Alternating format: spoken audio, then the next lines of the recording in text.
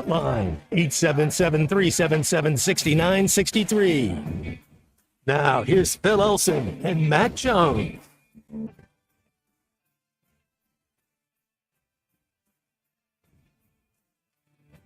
Morning, everybody. Boy, it's nice to have some cool temperatures today and a beautiful Monday across the natural state. It is halftime on ESPN Arkansas and hitthatline.com. I'm Phil Elson, my partner Matt Jones, C Maverick. Sorry about that, Christian. We'll get to that in a little bit in the studios. Good morning, Matt Jones. I don't know how you pulled it off 2 days without having to work at all, but you managed to show up and look pretty once again today. It's another achievement on a Monday. Well done. Phil Elson with those hips, man. Anytime you walk through a room, you leave them stunned, buddy. You better be careful. I've put some butter on those hips this afternoon. Yeah, I'm trying to shrink it a little bit too. Somebody said to me the other day, it's like, wow, you've lost some weight. I looked at him. I said, yeah, it's not through any effort. It's pretty much through doing radio from 11 o'clock until sometimes 7 o'clock in the evening and not eating. You can't eat when you're doing radio. Where was that? There was that Irish pub. We did a show in Branson, I think our first year, and we went to some Irish place. I remember the one you mean. I don't remember the name, but the one. That was pretty good. That's the way to do it. Get done with the show and then be able to walk down to the pub and get something to eat. That was pretty good. A little more depressing when I open up my refrigerator after the show and I'm like, that again? Just walking into the grocery store is $200 these days. But looking into the refrigerator, I see something that I planned on, that I made for the kids a week and a half ago, something I planned on making again over the weekend, but it's not. It's like the leftovers that just keep getting pushed off further and further into the future until their future becomes dumped in the trash can. But it's all right. Got it set up the way you want it. That's right, pretty much. If I'm at a home studio, I really shouldn't be complaining about it at all. But hey, it's good to be with you guys today. I had the most chill weekend I think that I've ever had. At least that's how it felt. I watched a lot of college baseball, had some shows that I've been trying to catch up on, put on a couple of movies, watched the NBA Finals game last night, and sweated quite a bit. The air conditioner is still out. I think it was out last Monday, right, on the show? Yeah. It's been a week. A long time, yeah. It's been a week, that's right. Had the temperature up to 83 degrees in the house yesterday. All sorts of fans blowing. I thought to myself, well, at least I'm going to get some money off the rent. I'm going to get some money off of the electricity bill. I could open the freezer and just let that cool the house or just stand in front of the freezer or lock myself in it. My May electric bill was double this year than it was last year. That just seems a little odd, right? Like I was checking it out. You need to live in my house where we don't have air conditioning. Man, oh no, my AC stays on 72. It doesn't get any higher than 72 in the. Well, it's getting put in today during the show too, so that'll be kind of fun. I'll go now. It's not disgustingly hot today. It's actually really nice, so I don't really need it all. You got a lot of shade over there. You're in a nice area. Yeah, we are. You know what I'm excited for later tonight? I'm excited for the last super regional game because I don't know how good the NC State Georgia game will be at 6 o'clock tonight because the first two games have been total blowouts. There hadn't been good games at all. But if we have a deciding game and it's the only one that's left, hopefully it'll be theater. And I've decided, this is going to be an all SEC ACC College World Series. I think it's the first time since the College World Series was two teams in Kalamazoo, I think in the early 50s. That there have only been two conferences represented. So this literally has never happened before because that was a tournament of two and it wasn't a tournament. It was just a series. This is a tournament of 8. We're down to 10 and going to figure out the last team, and it's going to come either from the ACC or the SEC. So you already have 4 teams from the SEC that are in. Tennessee and A&M, Florida, and Kentucky. So you could be 5 in this league against 3 from the other league. And I've decided if there's one of these programs that I'm going to root for, it certainly isn't going to be Tennessee. It's not going to be Georgia. Yeah. It's not going to be Texas A&M. Look, they've got the football thing going in the right direction, obviously. They've got their 2 national titles and everything. But I'm going individually sport by sport. I can't go for Kentucky just because. That would be the underdog of any of the programs just because they've never won a College World Series. And think about it this way. Kentucky they're in their 9th NCAA tournament ever, okay? 9 trips to even an NCAA regional for Kentucky, first trip to Omaha, that would be a program that I'd usually root for. I just can't get with it. I can't get with it. And I can't get with Tennessee, even as much as I like Tony and Luke Bonfield and Josh Elander. I have issues with like trying to root for a program to get their first championship before Arkansas does. So Florida and Georgia would be the two picks. Georgia's got a national title. I think they're the first SEC team to win a baseball natty. Think about that. And that was back in 1990. So, but the other three that haven't won their first ever, I can't go with them. Well, shout out to Bill King, because that's the series he picked that would be the one that would go the farthest, that NC State Georgia one. But you're saying two blowouts, but they're at least playing today. I got to see Phil. I watched about 3 movies. Watched PGA Tour. I mean, Scotty Scheffler, Phil. Like, I mean, he's won. I think it's like 6 of his last 10 starts in golf. Do they use the term heater in golf? Is he on a heater? He must be. I know we had Fisherman Clay Henry on last week talking about. He said it's the most impressive. It's the most impressive run since Tiger Woods. Now, Tiger Woods' run was for a little bit longer. But when you think about number one golfers over the last decade, Rory McIlroy, Tiger Woods, there's not been a lot of them. Scotty Scheffler, it's really sick, Phil, to see a guy stay as hot as he is, because it's just, you don't see it. It's hard. I mean, you see somebody win. If you win 4 tournaments, that's considered a great PGA career. He's won 4 of his last 10 starts. So independent of the championships that he's won, there's been a child born. He's a father now. And how long was he in jail? A couple hours? Hour and a half? He still made his tee time. The controversy surrounding that and everything? Yeah, he still made his tee time. And his caddy had a baby, too. Well, his caddy didn't have the baby, but their family welcomed a little one in. They're spreading the joy all the way around, man. Absolutely spreading the whole joy around. Well, so here's what I was getting at with the idea of the teams that have made the College World Series from the SEC. All in the last 2 years, in terms of postseason success, Kentucky, Tennessee, and, well, not Georgia, because they haven't really, this is their first entry into the Super Regional in a long time, but Tennessee and Kentucky have surpassed Arkansas in terms of postseason success. A&M as well. This is their second trip to Omaha in the last 3 years. The Razorbacks have all the regular season success, but not the postseason success, at least in the last 2 years. And all I'm saying is that things are getting tougher in the SEC. This is a league that, some people still think about LSU as being the dominant program. I think when you look at LSU, they caught lightning in a bottle last year with Dylan Cruz and Tommy White and Paul Skeens, and they couldn't repeat it this year without the 2 truly generational players that they had, and who knows if they get players like that again. But Tennessee, they've put money into baseball. Tony Vitello has built a monster there. Well, what you're saying, Phil, it makes me start looking at Arkansas, and it makes you kind of put your GM hat on and makes you think, well, what's the difference between these teams to Arkansas? Why are they having so much more success? Is it as simple as saying they have more bats than us? I mean, when I think of Kentucky, I think, man, that team, they can hit anything. A&M, couple guys, same thing in Tennessee. I didn't get to see them play this year, but would it be that simple enough to just say, man, all 3 of those teams can hit? Well, they really do have big time offenses and lineups. They sort of score in much different ways.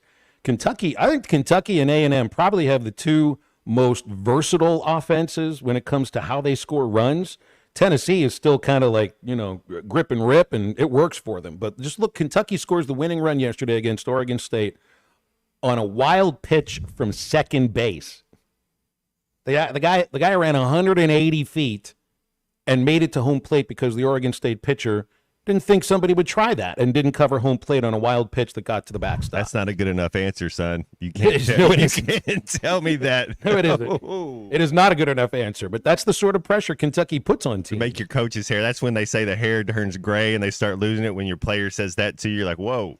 I mean, Matt, we would say it's like the idea of getting hot or at the right time. You're like, Florida was really no good in the regulars. Florida Gators have made the tournament at 28-27.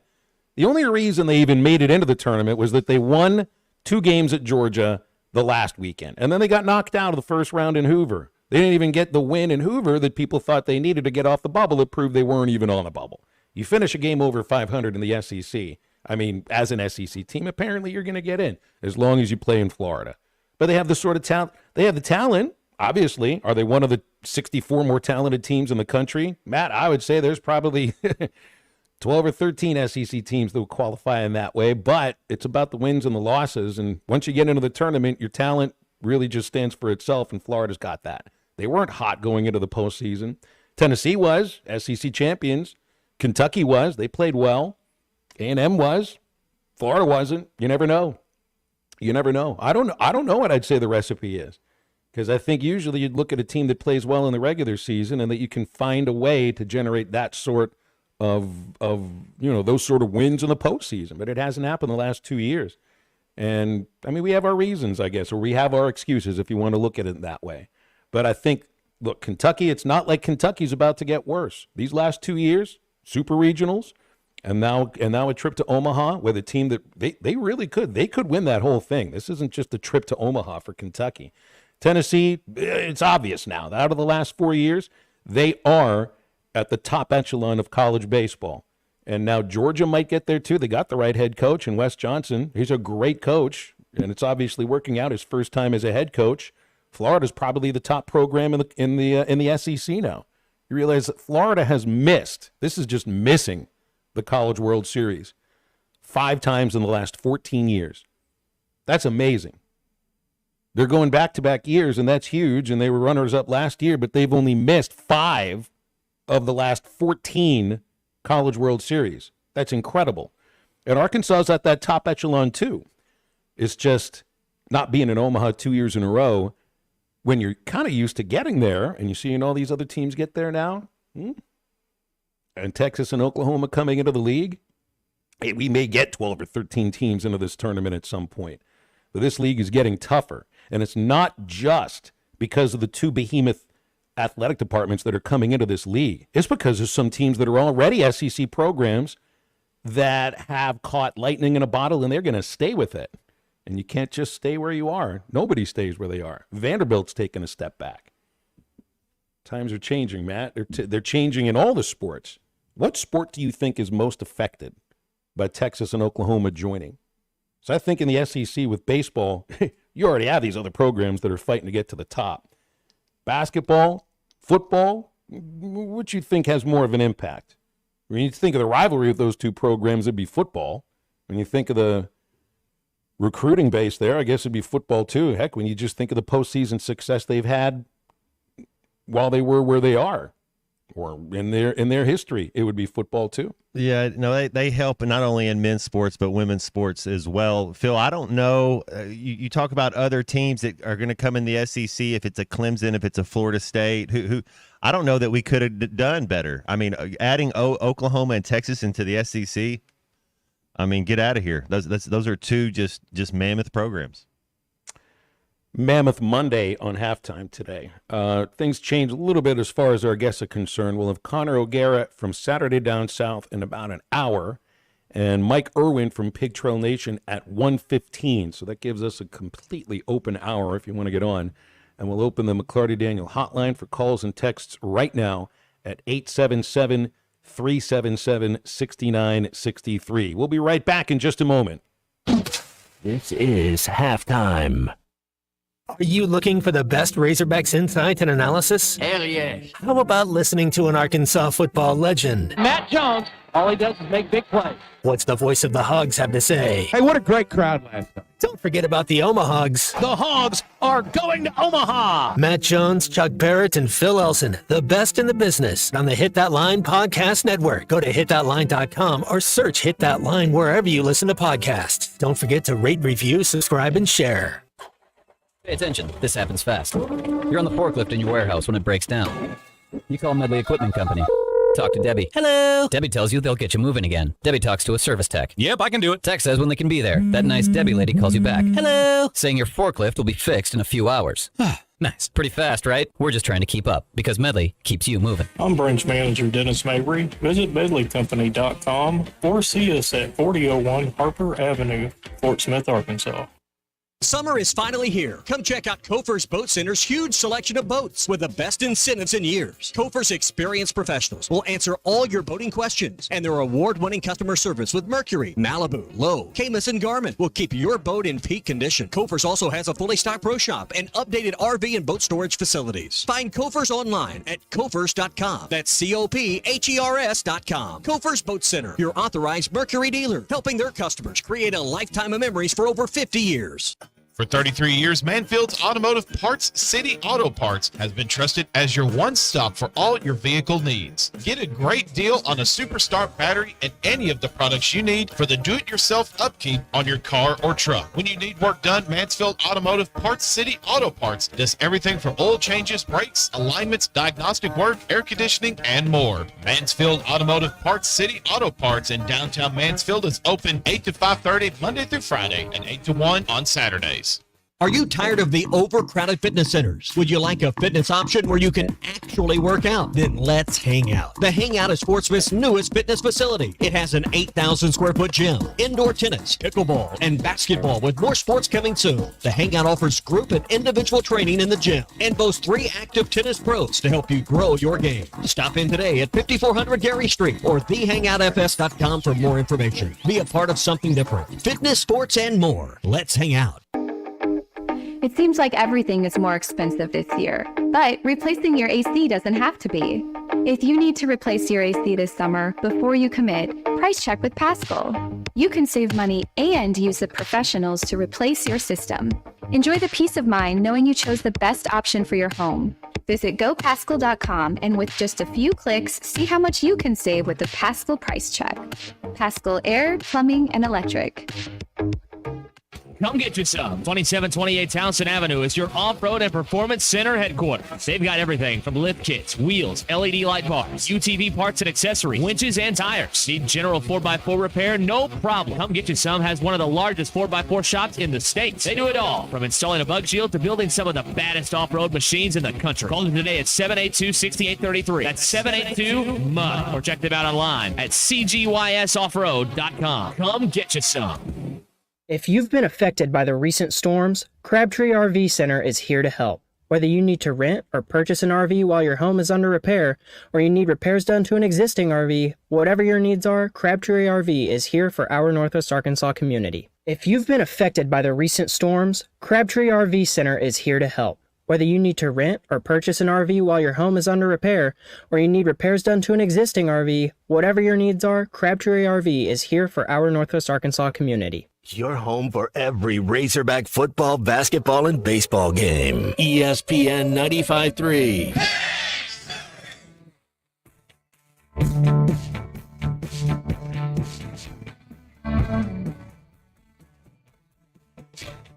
Born as a hick down the W in the race car track. I was born as a TV dimmer, the lazy man's crack. I was born in the 40s when they most of it up. The photo space to be happy, you never had to laugh. Find Halftime on 99.5 in Northwest Arkansas, 95.3 in Fort Smith and the River Valley, 96.3 in Hot Springs and Central Arkansas, 104.3 in Harrison and Mountain Home, and everywhere on hitthatline.com. Join the conversation. Call or text ESPN Arkansas on the McClarty Daniel Hotline, 877-377-6963. Now back to the hosts. Here's Phil Elson and Matt Jones. So, Matt, you know, the heater that Scotty Scheffler's on, how about the heater that Chris Johnson is on? First year head coach, women's track, University of Arkansas. They sweep the track championships. They won the indoor over the fall, and over this last weekend, they clinched the outdoor championships too. So that means in 2 seasons, women's track has won 2 national championships under Chris Johnson. That's pretty good. I saw that girl win the 400 who I just flipping the channels and they were getting ready to run the 400, and I mean she beat everybody by like 3 seconds. It was the sickest She ran a 48 something, and I think I don't even think the next closest was like till 50. Like it was, she was absolutely flying. But yeah, congratulations to him. That's cool. How about the dominance in the 400 overall? Just not by her, but by all of them. I mean, they finished 1 through 4. Arkansas finished in the top 4. That's ridiculous. Nikisha Price, Kaylin Brown, Amber Anning, and Rosie Effiong finished 1 through 4. Not in a heat. I mean, in the in the final race. As Dwight Stones apparently said, I'm just looking at the Democrat Gazette article here. Now it's just an Arkansas intramural race, according to play-by-play. You call it play-by-play if you're running track. Would that be step-by-step? Dwight Stones is the guy's name from ESPN. Good call. Good call, good wording. It's just an intramural in a championship race. So that's super cool. 51st national title as well. Got off... we get a 51st state now that there's a 51st national Peru, title right? at Arkansas. What's the there's one of those down there that's the 51st state. Puerto Rico. Not yet. Yeah, they'll be maybe PR. eventually they will. Yeah. Eventually they will. Maybe they'll get there at some point. All right, NBA Finals Game 2. What'd you see last night? Well, first of all, hold on. C Maverick, you okay? I mean, we last spoke the day after the Game 1 loss. We thought, hey, you got to get a win in Boston at some point. Game 2 was really, really important, and they just couldn't stop Jaylen Brown yesterday. You okay? Yeah, not feeling great, but I'll live. Just kind of learning to accept what's probably going to happen. Oh, come on! It's just 2 games on the road. Matt, look at C Maverick here. Look in his eyes. Tell me if is he okay? I mean, I hear it in his voice. What does his face look like right now? The thing that you like if you're a Dallas fan is at first half they played okay. Luka, he's extraordinary at time. He has his moments of brilliance. Kyrie hasn't gotten free yet. I'm gonna say, what's happening with Kyrie Irving? They're D'ing up. I'm telling you, those perimeter guards. Before we were doing the synopsis on the season, or before we were doing it before the Game 1, it's going to be one on the perimeter. And Boston's able to switch everything with those 4 guards they have. Kyrie's still OG, but then PJ Washington, you got to step up. Derek Jones Jr.'s got to step up. Lively and Gafford have just been totally just neutralized. No lobs going on. They've been switching everything. You're just looking at a master class. Honestly, Boston, that the defense they're playing, it's like having Troy Polamalu back there and having Rod Woodson when you have Derek White and Drew Holiday. I mean, it's just those two are 2 of the best defensive guards in the game right now. And then you add Jaylen Brown, who is just as athletic as anybody. Jason Tatum, in my opinion, is the best American in the world. It's tough. If Kyrie, you're going to have to get what you get in Minnesota when Dallas won. Kyrie and Luka both had 30 every time they won. If you're not going to, if Kyrie can't step up to the game, it's going to be a long year, gentleman's sweep. If they should be able to win 1. The other thing I said is you don't win both of these games at American Airlines. It's over. You got to win both of them. Porzingis would not finish a 7-game series, and you finally got to see him start running around a little bit. He starts, and then it just pops again. That might be I don't know if I'd play Kristoff in the Dallas series. You let him rest for 7 days, go down there, try to win 1.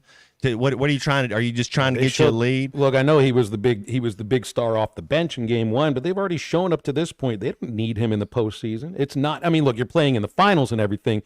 You played without him to get there, but he was hobbled yesterday. There's just Boston's the best team, and it's easy to see. And you think Dallas can get 1? You think Dallas can get 1 at home? If Boston doesn't show up, however they want to play. The other thing too, Phil, that I've noticed watching Boston play, Dallas is not an up and down the court team. They're not really going to just run and just. I mean, Luka might throw the ball up real quick if you get somebody running, but they don't really have guards that are going to push it. Luka just wants to bring the ball up, get into his little spot, and go to work. He's kind of like a big man, almost like that. And if you let Boston set up, that's the thing with Indiana. You get it down there as fast as you can get open shots. But when you go as slow like that, it's tough. Dallas is working hard. They're working hard for every point, and Boston's just passing the ball, sharing the ball, shooting threes, just whatever, just kind of making it look easy. Are you sharing C Maverick's opinion here that the series? You sounds like you think it's over. If you're calling a gentleman's suite, If they can win both games in Dallas, and that's a huge. You got to win that's game a 3. Huge if. Yeah, They've think of the gotta first. win Think of the both. one that's right in front of you first. Got to win game 3. I think Kyrie's going to play better, C Maverick. I think PJ Washington's going to play better. I don't understand the Dante Exum play. He's fast and he's defensive. He doesn't do anything for you on the offensive end. Can Tim Hardaway? I thought he was the guy that you bring in. But yeah, it might be a long year for him. Might be just a long week or a short week. Remember, the shortest year is your last year. Maybe this will be a short year for Dallas. Well, C Maverick, I was thinking about you watching that yesterday, and I know what it feels like. Look at to the go 4 down guards. 2-0. The 4 guards for Boston: 26 points, 21 points, 18 points, 18 points. Drew Holiday's been their best player. 11 boards, 4 boards, 9 boards, 5 boards. That's just all 3, 7, 12, and 2 assists. I mean, that's how it's those 4 guards for Boston. You can't. It's a 4-out, 1-in thing, and with Kristoff being able to give you 20 minutes with Al Horford, those are the 4 best collection of guards on a team. Now, Luka and Kyrie, they're better than PJ Washington. You know, I get that, but as far as they're better than Derek White. But as far as what they do collectively, defensively, and how they move, they play well together. Because of the defense and because of how they move, who is more important to their success right now? Is it Porzingis or is it Drew Holiday? Yeah, Drew Holiday is. I mean, Porzingis is that piece. He's kind of the icing on the cake. You bring him in, and it's nice to have him. He can do some things. But this matchup, Dallas isn't. They don't have a big, so you're not really. You got to stop their guard. You remember the Detroit Pistons with Rip Hamilton and Tayshaun Prince and Chauncey Billups. That's kind of how this Boston team is. And then you had Rasheed Wallace down low. I mean, they're really a 4-out, 1-in team that. And they're able to. The thing is, they're able to switch everything on defense. Brandon in Paris texted it. He says, put some butter on the Mavs because they're toast. You do that butter side down or butter side up? If it's a grilled cheese, right? Then butter side down. No? I found a new recipe for a grilled cheese that is going to blow your mind here, Matt. Are you a horseradish fan? Yeah. You like some horseradish? Yeah. You get the horseradish sandwich spread, which is basically mayonnaise with a bunch of horseradish in it.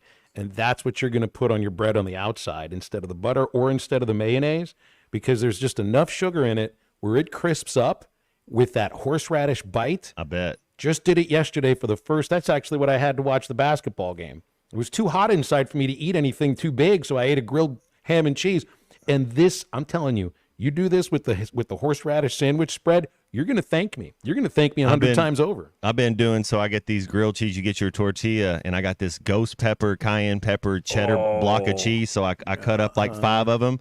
Then I put some olive oil in the pan, and then you get both sides of that with olive oil. Then you fold it together. Then you're able to get it. So it's kind of like a little tortilla with your soup. But that ghost pepper, I know what you're saying. I like a little kick. It'd be all right. I really wish I wouldn't have brought up food here. Who was it on the text line? Yeah, Emmett in Springdale. I said, well, I can't eat during the baseball games.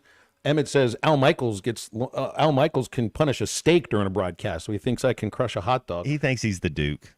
Look, Al Michaels gets what, 2.5 minute, 3-minute breaks? I could eat a hot dog in 3 minutes. We get 1-minute breaks on baseball games. 1 minute. If I try to polish off a hot dog in a minute, I'm going to puke it up in the next inning. You can't do these things. Call up Joey Chestnut. He might give you a tutorial on how to get it done right there. That's some good advice. That's some very good advice.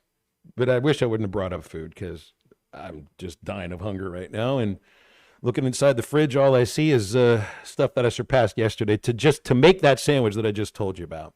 877-377-6963 to get with us on halftime. Hey, I saw the catch of the year in maybe the game of the year yesterday. We'll get to that in just a moment on halftime. This is halftime. You can now download our new app in the iTunes or Google Play Store. Listen anytime and anywhere on your favorite mobile device. Just search Hit That Line now. It started as a dream, and here you are. It's moving day. But wait, isn't moving supposed to be stressful? Oh, that's right. You bought your home using Weichert Realtors. Your Weichert agent guided you from start to finish to help make sure we found you your perfect place. Dream, move, home, Weichert. Call your local Weichert Realtors office today and make your move. And look for our bright yellow signs. At Weichert Realtors, we sell more because we do more. Each Weichert franchised office is independently owned and operated.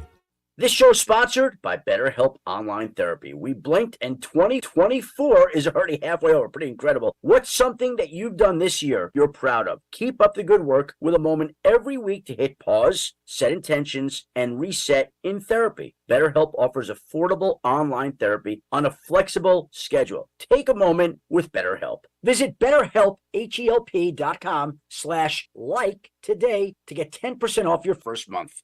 You're listening to Halftime Live from the Crabtree RV Center studios. Crabtree RV Center, where RVing is life.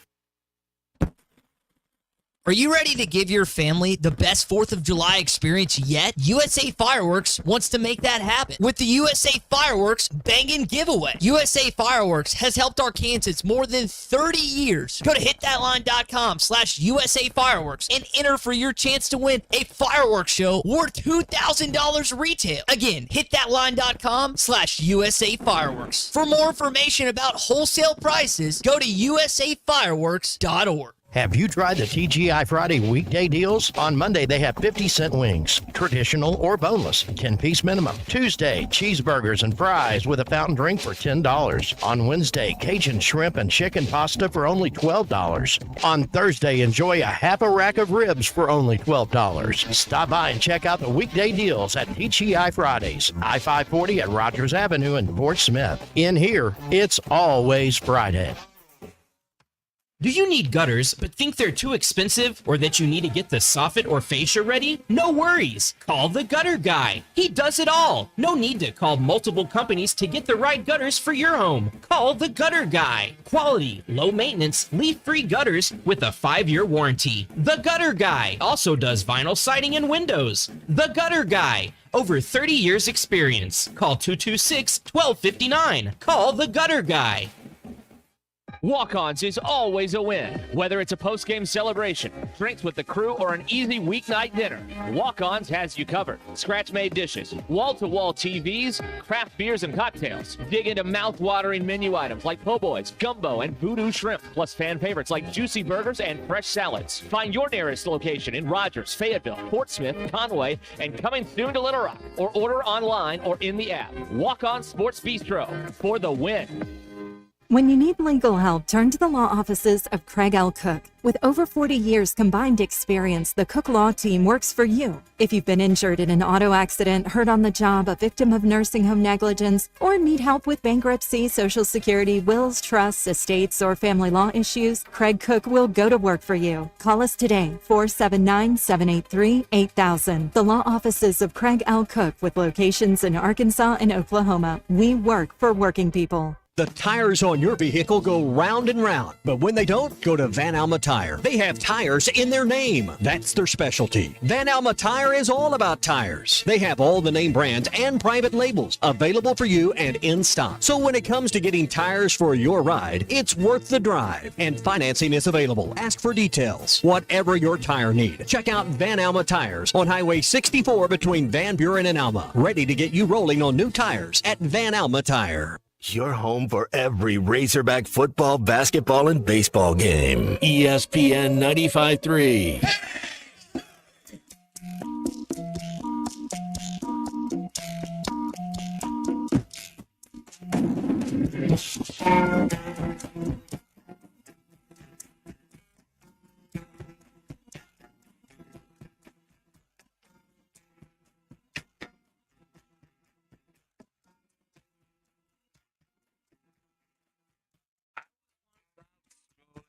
One very hot summer's day, when I thought I'd lay myself down to rest in a big field of tall grass. I lay there in the sun, felt it caressing my face as I fell asleep and dreamed. Dreamed I was in a Hollywood movie. You're listening to Halftime with Phil Elson and Matt Jones. Want to jump in the conversation? Call or text ESPN Arkansas on the McClarty Daniel hotline, 877-377-6963. Now, here's Phil Elson and Matt Jones. because of an injury. He's in the lineup, and he has been a game changer. This one's out to center field. It is deep. It is. Oh, my goodness. That did not just happen.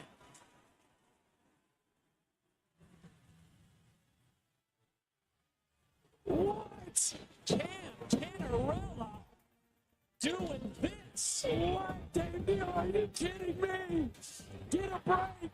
Lay your body on the line. Say, hey, Willie Mays, kid.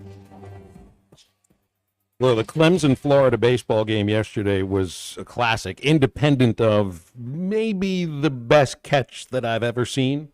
When you think of the situation, when you think of the moment, and just the athleticism that it took to make this catch, Cam Canarella, the center fielder for the Clemson Tigers, had hit a dramatic game-tying home run in the ninth inning, and then here he makes, for at least a moment, a game-saving and potentially season-saving catch that rivaled any kind of catch that Jim Edmonds ever made, rivaled any kind of catch that I've ever seen from a Razorback outfielder. That's saying something, and might have rivaled the most famous catch maybe in the history of the game in Willie Mays. I think it rivaled some of the plays that Torrey Hunter has made against the center field fence, Ken Griffey Jr. And, hey, I'm trying to be respectful of the idea that those are major leaguers. This is a college kid, but my God, if you saw that play, if you were watching this game and you stayed on your couch after Canarella caught that, your legs are broken. Matt, it's the he's playing shallow. So that's another aspect of it, because the winning run is at second base, and he's going to try to, get a charge on a base hit to center field and throw to the plate, but the ball was crushed to straightaway center field. He's got all this ground to make up, got himself turned around because I guess the ball was knuckling somehow, and the catch that he made was like he's half leaping, and I don't know how he looked the ball into his glove like he did, almost like an over-the-shoulder catch that a wide receiver might make cradling the ball. It was amazing, and I think it's the best catch I've seen this year. I can't think of another catch I've seen that's any better. Yeah, it's pretty cool. I think of like a Terrell Owens looking for the ball, or Larry Fitzgerald used to do this. The ball's looking over the left shoulder, and he kind of sees it. It's going, and then they're able to flip around and relocate the ball and catch it over the other shoulder. It's fun. You like that's why you watch these games, man. It's for players to make special plays, and it's cool when you see one. Well, and that game had everything too. I mean, it had. What was up? Somebody got ejected for spiking a bat, like he thought it was Rob Gronkowski. No, it wasn't the bat. It wasn't the player that got ejected. This all started in the second inning when Jack Caglione got tied up with one of the Clemson batters on a ball that was just hit up the first base line, and they got himself tangled up, and there was a little push and a little shove and a little talking, and so the benches were warned. Now, none of the ejection, and I don't even think the meeting of the umpires after the slam of the bat and the game-tying home run had happened, because you need to have the benches to be warned for that to be a thing. So what was the name of the kid who hit the home run for Clemson that tied it? It was Crichton. I think was it Crichton? Is that who it was? Anyway, he hits a home run to give Clemson, I think it was the lead. That's right, in the 13th inning, and slammed the bat. So the umpires, and it's Billy Van Raphorst that is the crew chief. This is an SEC umpire, a guy that I saw in the Texas League a long time ago. And I don't remember much about him from the Texas League, but from the SEC, I remember him being a little bit rabbit-earish and a little bit of an ump show at times. And look, there are nuances that go into this too. I mean, an umpire that where the benches were warned earlier, get a guy that slams the bat down, so they meet. The umpires have a meeting to decide whether or not that the bat slam warrants him being ejected from the game. My thought is, if you got to meet about it, it's not worth throwing the kid out of the game to begin with. The Clemson, I think it's the pitching coach, got pissed that they're even talking about it, and he's shouting out at the umpires. This is just coming from Van Raphorst's post-game explanation, which was a lengthy, 3-page explanation that I saw on Twitter. So the Clemson pitching coach is kind of going nuts in the dugout about it. They shout to him, "That's enough." He keeps going. They threw him out of the game because they gave him a warning. Keep talking, throw him out of the game. essentially the same thing happened with Bakich, the head coach, that he comes out for some sort of an explanation, keeps going at him, they throw him out of the game, and then he kept going at Van Raphorst even more.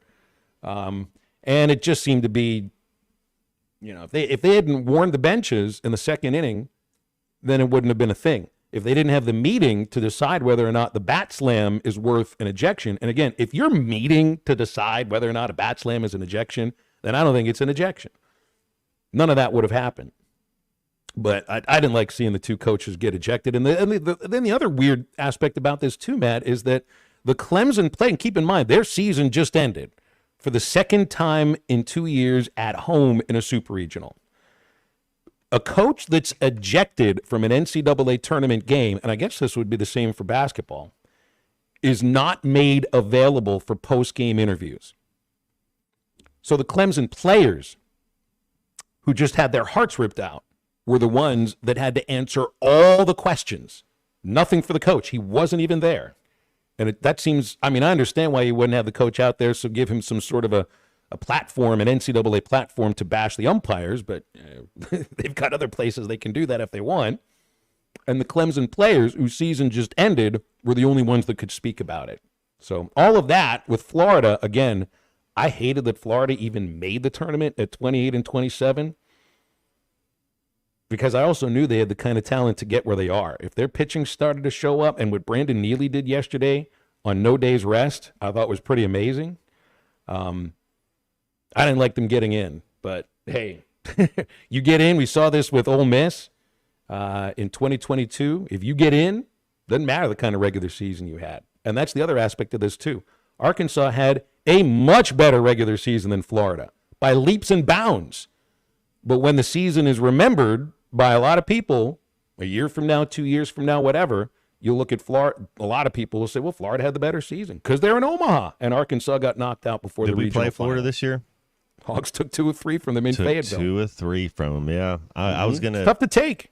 So if outside looking in, everybody's baseball opinion, if you're looking at Florida, you're looking at Arkansas, Florida's the better team? And is it because they made a run to Omaha? But you look at their wins and loss, how would you say they're a better team than Arkansas? Even just going by the SEC season, even just going by that. The only reason Florida got in was because the schedule that they had is because they play in Florida, because they play Miami, they play Florida State, and they play an SEC schedule. So I'm assuming now anytime Florida finishes a game over 500, they're going to play Miami every year. They're going to play Florida State every year. It's independent of whatever league they play in. If Florida finishes a game over 500, they get in. I mean, that's the bar that's been set. So, and they'll always, it's Florida for crying out loud. The amount of baseball talent that comes out of that state, they'll always have the kind of talent that you need to get there. Oh, man. I can tell I'm kind of on a roll with this stuff because I had a lot to think about watching these games over the weekend with my feet up on the couch thinking I would much rather be in a radio booth today. Alex Cora, he's a Miami Hurricane, not a Florida Gator, right? Alex Cora, the second baseman. That's right. That's where he played. Yeah, he played at Miami. Yeah. He was not a Gator. And I actually don't mind the Florida program at all. I think Kevin O'Sullivan's an amazing coach, and they don't do a lot of the cutesy stuff. You know, they stay in the dugout to celebrate home runs, and they don't do the boom and all of that kind of stuff. They don't do dance routines during inning breaks and wear purple hats in the dugout. Look, they're having fun, but they win, and they play the game the right way. I mean, that's a program I can get with a little bit. But I still don't think they belonged in the tournament this year, but I'm not a member of the selection committee, so what does it matter what I think anyway? I guess it must matter something because you're listening. 877-377-6963 calls and texts on the McClarty Daniel hotline. 6 o'clock tonight, NC State at Georgia on ESPN. And look, like I rooted for Oregon State against Kentucky because I can't take the Kentucky stuff. I like the way Kentucky plays between the lines. I love their hustle. I love their energy. I love how they score in like 5 or 6 different ways. They can hit it over your head. They can hit it over the fence. They can string doubles together. They can squeeze bunt. They can score from second base on wild pitches, for crying out loud. I love that, but can't get with a lot of stuff they do. So I was in a position to root for Oregon State. Yeah. I'm not rooting for NC State today. You can bet your bottom dollar about that. I still got 21 stuck in my craw. And yes, I am that petty. I am most definitely that petty. I like Georgia. I actually like Georgia baseball. I like their little ballpark. I like the Kudzu Hill in right field. I love their radio guys. I like their head coach, Wes Johnson. Have we heard anything about the sticky stuff that one of their pitchers might have been using? I have a feeling that got either shut down or just completely moved into the clubhouse at some point where there aren't any cameras from Barstool accounts. Let's get a look at some of the text coming through here before we take a break. Jamie in Fayetteville doesn't like Kevin O'Sullivan. Thinks he looks like a meanie, although he used a different word to his own players and the refs. I think you mean the umpires, but I don't mind O'Sullivan. I think he does have a little bit of a furrowed brow, but I think he's a great coach. I think guys like playing for him. Brandon wants to know how does Florida keep winning? It's not just Caglione. They've got other guys in that lineup that can hit, and they've found their pitching. It's not necessarily anything, but now they're pitching a little bit better. Let's look at Brandon Neely yesterday. Day after he goes out there and throws 4 innings. I know they gave up 10 runs, but they wouldn't have gotten where they are. They wouldn't have even made it to the Super Regional without their pitching taking a big step up. All right, hey, want to remind you about what's going on at Crabtree RV Center. If you've been affected by the storms in Northwest Arkansas a couple of weeks ago, Crabtree RV Center can help you. You might need to rent or purchase an RV while your home is under repairs. Crabtree RV Service can help you with that and any repairs that are needed to your existing RV. Whatever your needs are, Crabtree RV Center is here for their customers in Northwest Arkansas and the surrounding area. Just call Crabtree at 479-632-0829. You can also go to crabtreerv.com. Crabtree RV is ready to serve those in need. Back with more halftime to wrap up the first hour in just a moment. This is halftime. The best Tex-Mex and even better service is at Joe's Grill and Cantina in Fort Smith. Every Friday is Fajita Friday, featuring their charbroiled steak and chicken. It's tender, full of flavor, and comes with all the fixings. Saturdays are for endless enchiladas with Joe's homemade enchilada sauce and all the beef, chicken, or cheese enchiladas you can eat. Joe's Grill and Cantina. Great Tex-Mex, even better service. 3400 South 74th Street, across from Harps. Hey, Ty Richardson for Dallas Street Dental. Refuse to compromise when it comes to replacing missing teeth. Dr. Bill Ligon at Dallas Street Dental can make your smile look, feel, and function almost exactly the way it did before you lost any teeth. In some cases, even better. Dental implants function like your natural teeth and make it possible for you to enjoy those juicy steaks this grilling season. Look younger and smile with confidence with dental implants from Dallas Street Dental. Schedule your free implant consultation today at 479-452-6600. The spring allergy and hay fever seasons are here, and Law's Drugstore has what you need to safely take care of you and your family. Law's Drugstore can fill and refill your prescriptions, and they have all of the over-the-counter allergy remedies to provide comfort. Call 452-6116 and ask about vaccine shot appointment for shingles, pneumonia, COVID, and whooping cough. Law's Drugstore, 6802 Rogers Avenue behind the Outback Steakhouse. Law's Drugstore, open 6 days a week to safely care for you and your family. Summer camp, vacation, travel baseball, repeat. Family reunion, lake time, I'm beat. A parent in the summertime is a glorified chauffeur, but if you find yourself in a fender bender, you'll need a good lawyer. I'm Jackie Mock. With 12 years of experience in insurance and car wreck cases, I can help get you back on the road for more summer fun. Mock Legal Solutions, real advice, reasonable price. Now we will share a lifetime of the fondest memories. Remodeling your bathroom? Don't let your imagination be limited by out-of-the-box shower doors or tub enclosures. Arkansas Glass and Mirror is your local source for all things glass, including plexiglass, mirrors, and shower doors since 1964. Arkansas Glass and Mirror has more selections, better prices, and the experience to help you build the shower of your dreams. They also have the only showroom in the area to help you create those dreams. Professional installation and professional service. Only at Arkansas Glass and Mirror, 1316 South Zero, Fort Smith, or online at arkansasglassandmirror.com. Let's see. Leaky faucet Tuesday. Water flooding the yard. Better put that down for the middle of the month when the bills aren't due. Honey, what are you doing? Planning our plumbing problems, of course. You can't plan our plumbing problems, but you should plan our plumber. What do you mean? Like all important contacts, I keep Westark Plumbing in my phone. They're always there when we need them, and they don't overcharge since they know we don't plan our plumbing problems. Here, honey, here's their number. 646-5151. Thanks, babe. Westark Plumbing. We keep you flowing. Hello, this is Mike Giacomo at Arvest Bank, inviting you to join us in the fight against hunger during Arvest's 14th annual Million Meals campaign. All the money goes directly to our communities, and there is no amount too small. Even just $1 provides 5 meals to those in need. Now, through the end of the month, you can easily make a monetary contribution at your nearest Arvest branch. You can also donate online at arvest.com/millionmeals. And if you're an Arvest customer, you can go directly to Arvest Go mobile app. Arvest makes no representation that any contribution is tax deductible. Please consult your tax advisor.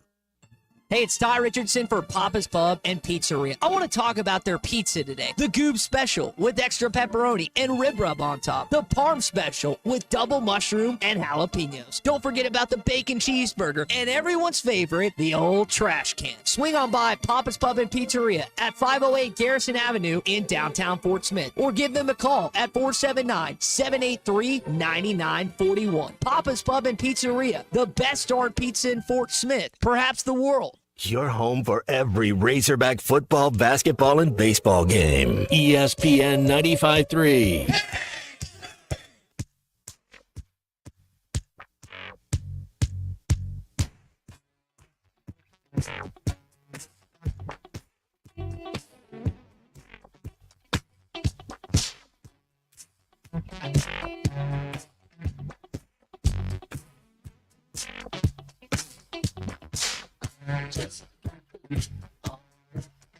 People say, don't you really see? Straight, okay. Don't you really see? Welcome back into Halftime Live from the Crabtree RV Studios, Crabtree RV Center in Alma, where we make your dreams come true. See, Maverick was the actually he's become the artist formerly known as C Unit for this segment, at least. Well, you wouldn't say like you were introduced to Prince, but which albums did you have for your halftime homework? Prince, 1999, and Controversy. And Controversy, as you just heard, was my favorite. That's a very catchy song. It really is a catchy song, isn't it? It is. These are early albums. These are some of the early things from Prince. Controversy is one of his more well-known songs, but then the other 7 on that album are I wouldn't necessarily call them very well-known. Doesn't mean that they're not entertaining. They've got some very interesting titles as well, don't they? He always had some interesting titles, some things that I wouldn't even say on the air. Yeah, something I couldn't say on the air, but yeah, one of them's definitely interesting. So would you agree with my uncle's statement? I think I told you this on Friday, that he thought that out of all the human beings that have ever existed on Earth, that he thinks Prince is probably the closest to being an alien, and he meant that in a good way because of his magical musician and talent. Yeah, I can definitely see it. He was eccentric, different, unique. He stood out, that's for sure. Get me a pair of those shoes, those platforms he wore. Yeah. I feel like maybe the last thing you'd need to do here for Prince is at least, have you ever seen the, I don't remember the Super Bowl that he was the halftime. Miami. It was, okay, it was in the rain. It's the Colts versus the Bears, yeah. All right. Have you ever had a chance to see his performance of Purple Rain in the rain at that Super Bowl? See the artist formerly known as C Unit? I have seen that. That's probably how I know of him, honestly. The blue suit and the purple guitar.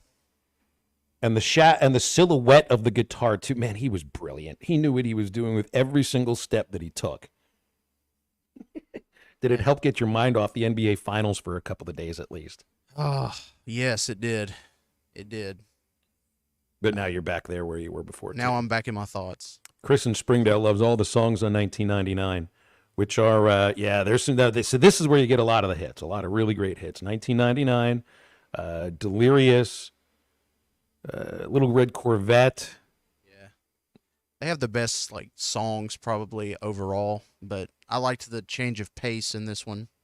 It's a little different. A little more laid back. Not the titles, of course, but I would love to have a chance to go visit Paisley Park at some point. I know some people that have been there.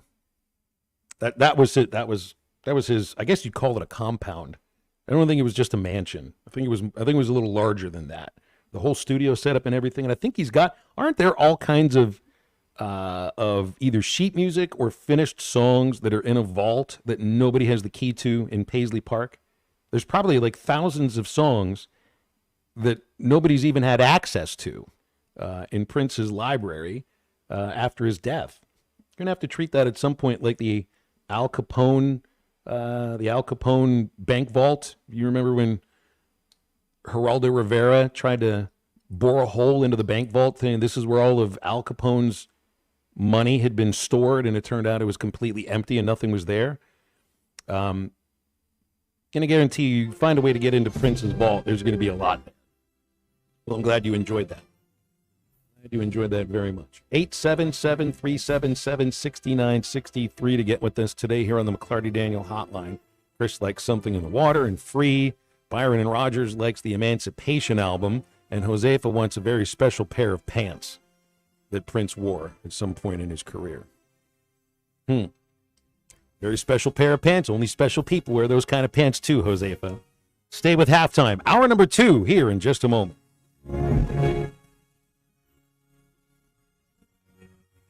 This video is powered by the pros at Pascal Air Plumbing and Electric. Arkansas owned, Arkansas operated. GoPascal.com. Thanks for watching us here on ESPN Arkansas. Download the brand new Hit That Line Now app in the Apple and Google Play stores. ESPN Arkansas, more than just radio stations.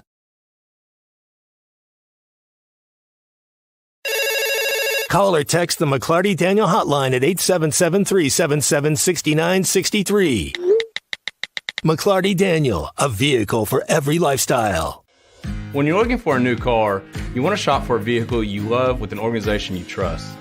You've probably heard that McClarty Daniel means making deals, but what I'm inspired by the most is that McClarty Daniel means making a difference in our community.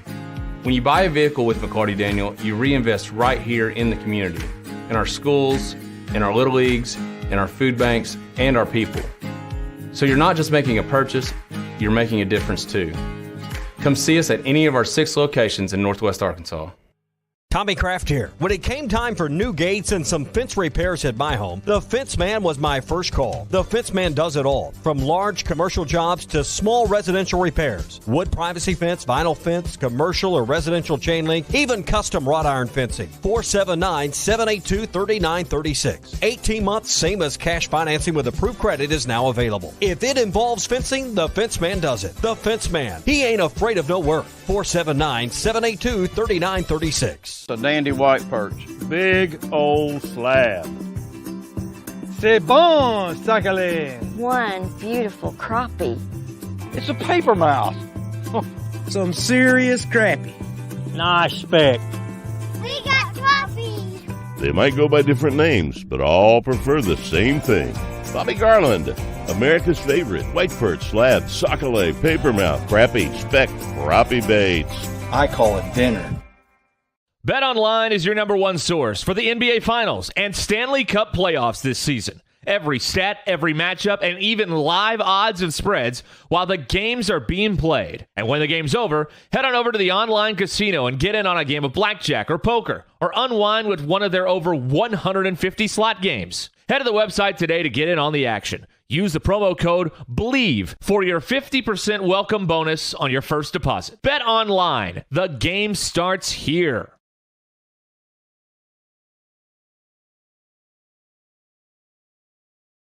Are you looking for the best Razorbacks insight and analysis? Hell yes. How about listening to an Arkansas football legend? Matt Jones, all he does is make big plays. What's the voice of the Hogs have to say? Hey, what a great crowd last night. Don't forget about the Omahogs. The Hogs are going to Omaha. Matt Jones, Chuck Barrett, and Phil Elson, the best in the business on the Hit That Line Podcast Network. Go to hitthatline.com or search Hit That Line wherever you listen to podcasts. Don't forget to rate, review, subscribe, and share. Madonna has gone from like a virgin to like a surgeon. You can try to nip and tuck from the curse of sin, but eventually death is going to win. God will do major surgery on this sin-filled world, and when he does, people will try and hide their faces from him. Even plastic Christians won't be exempt. Look up Isaiah chapter 2 and see how the spiritual world renders this an immaterial world. I'm Pat Strait from Woodland. Read about it.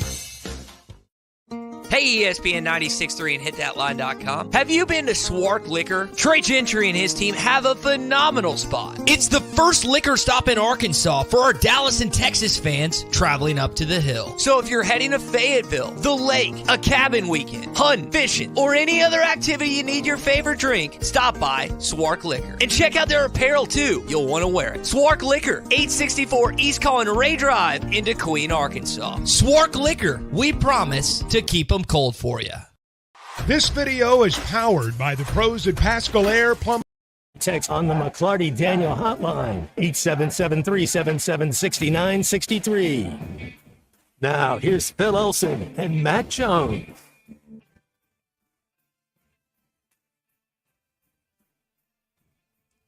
Welcome back into halftime for our second hour on ESPN Arkansas and hitthatline.com. I'm Phil Elson. Matt Jones, still looking about as pretty as you were 60 minutes ago.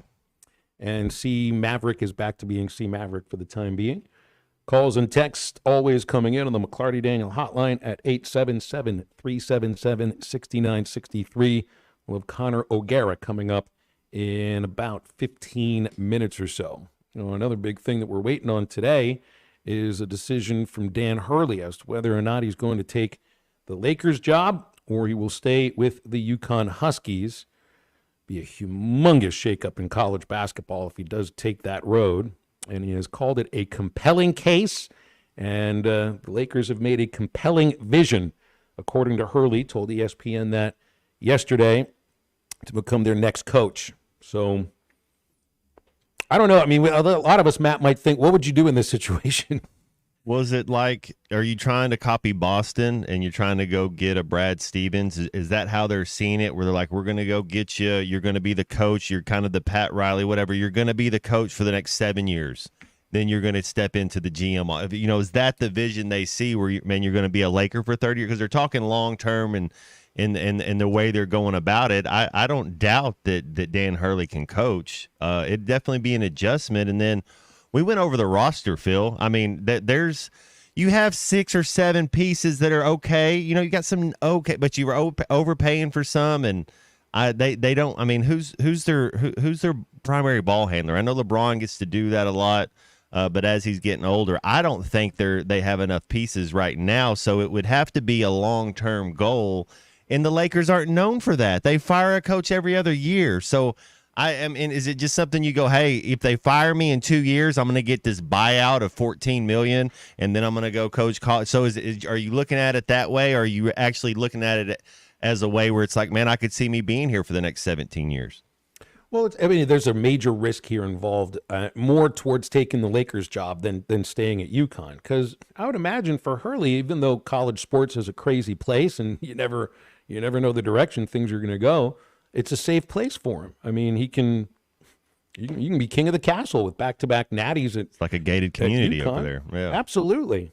Basketball school, you know, that nobody really cares about football there too much. Man, I think they'd care about hockey more than they would about football. The Lakers job, I take it, there was a guy named Graham Potter. Everybody who follows the Premier League knows this. The Chelsea job came open. He had Brighton Albion. It would be like having the Charlotte Bobcats in second place. You know, had them in Champions League in spots.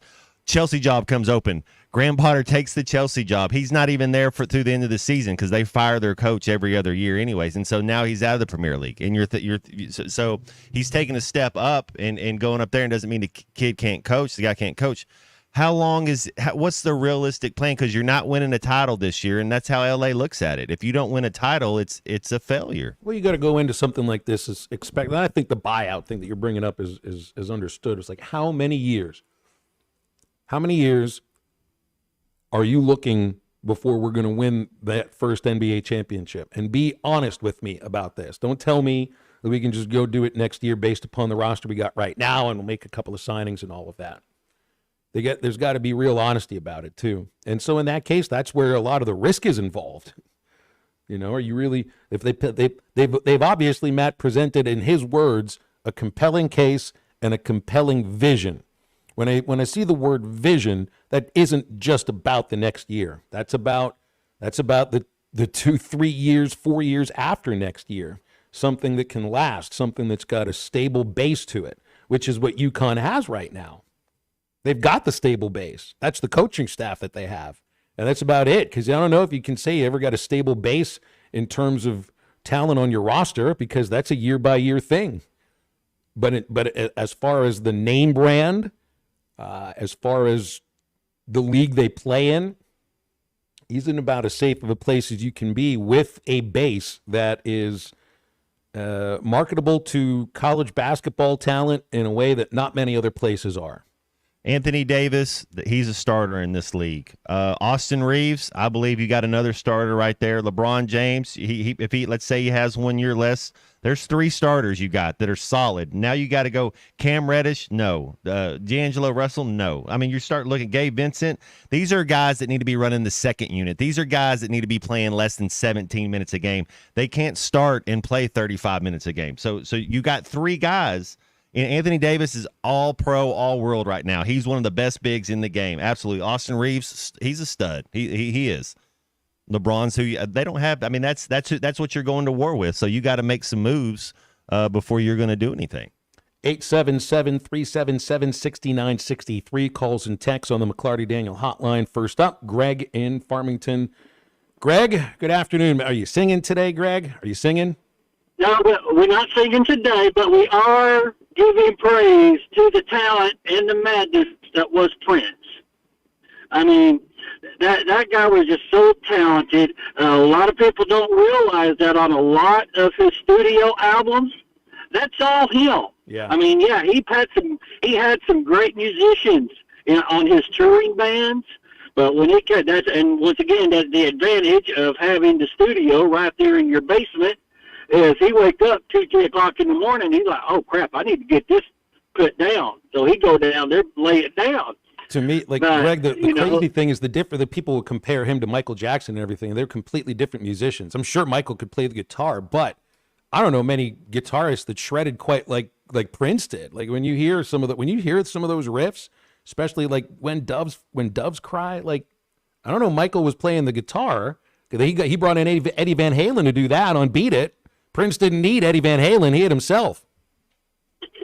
Oh yeah, I mean, and another aspect of Prince's talent is he designed and made his own costumes. So everything Purple Rain, 1999, all the way up, he designed and made his own clothes, and so that was just another level of the man's madness. So I wanted to drop those pearls of wisdom on CMAV because I know he's worried about our Mavericks. But the Mavericks But Greg, if we're talking to him about Prince, he's got to be the artist formerly known as C-Unit. C-Unit, formerly known as C-Unit. But yeah, I mean, our Mavericks are going to wake up. They're going to get the job done. So, but I didn't know how far the homework the artist formerly used as C-Unit did.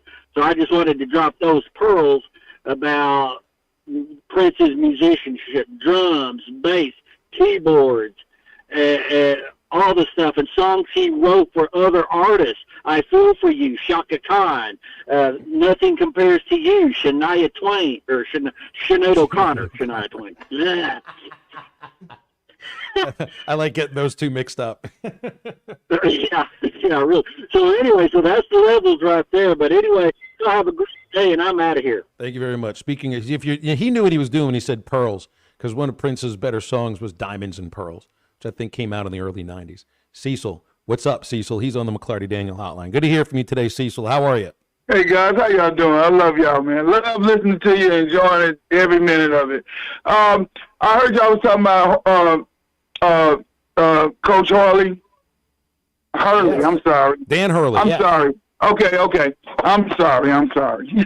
Anyway, Matt it was a professional athlete.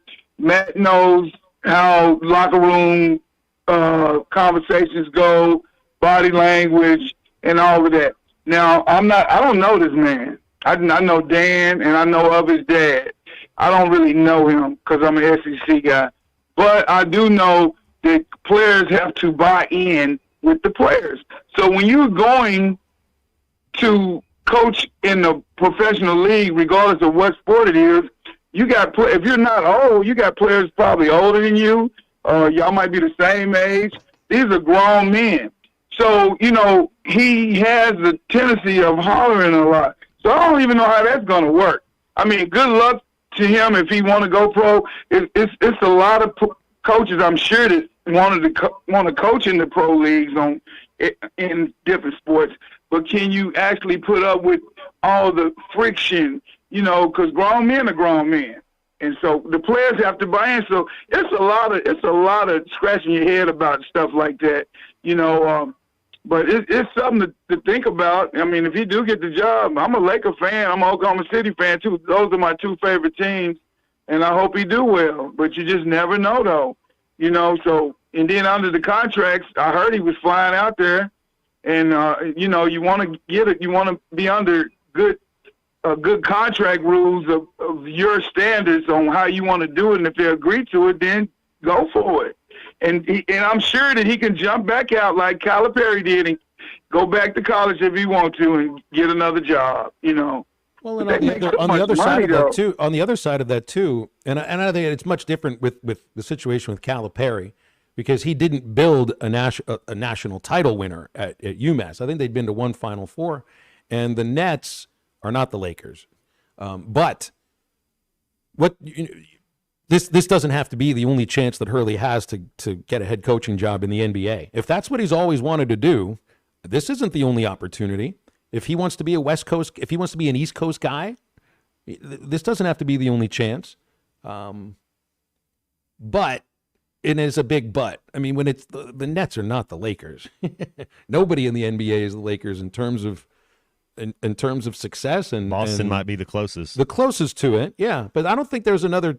The Dodgers mean a lot to Los Angeles, but I don't think as much as the Red Sox do to Boston.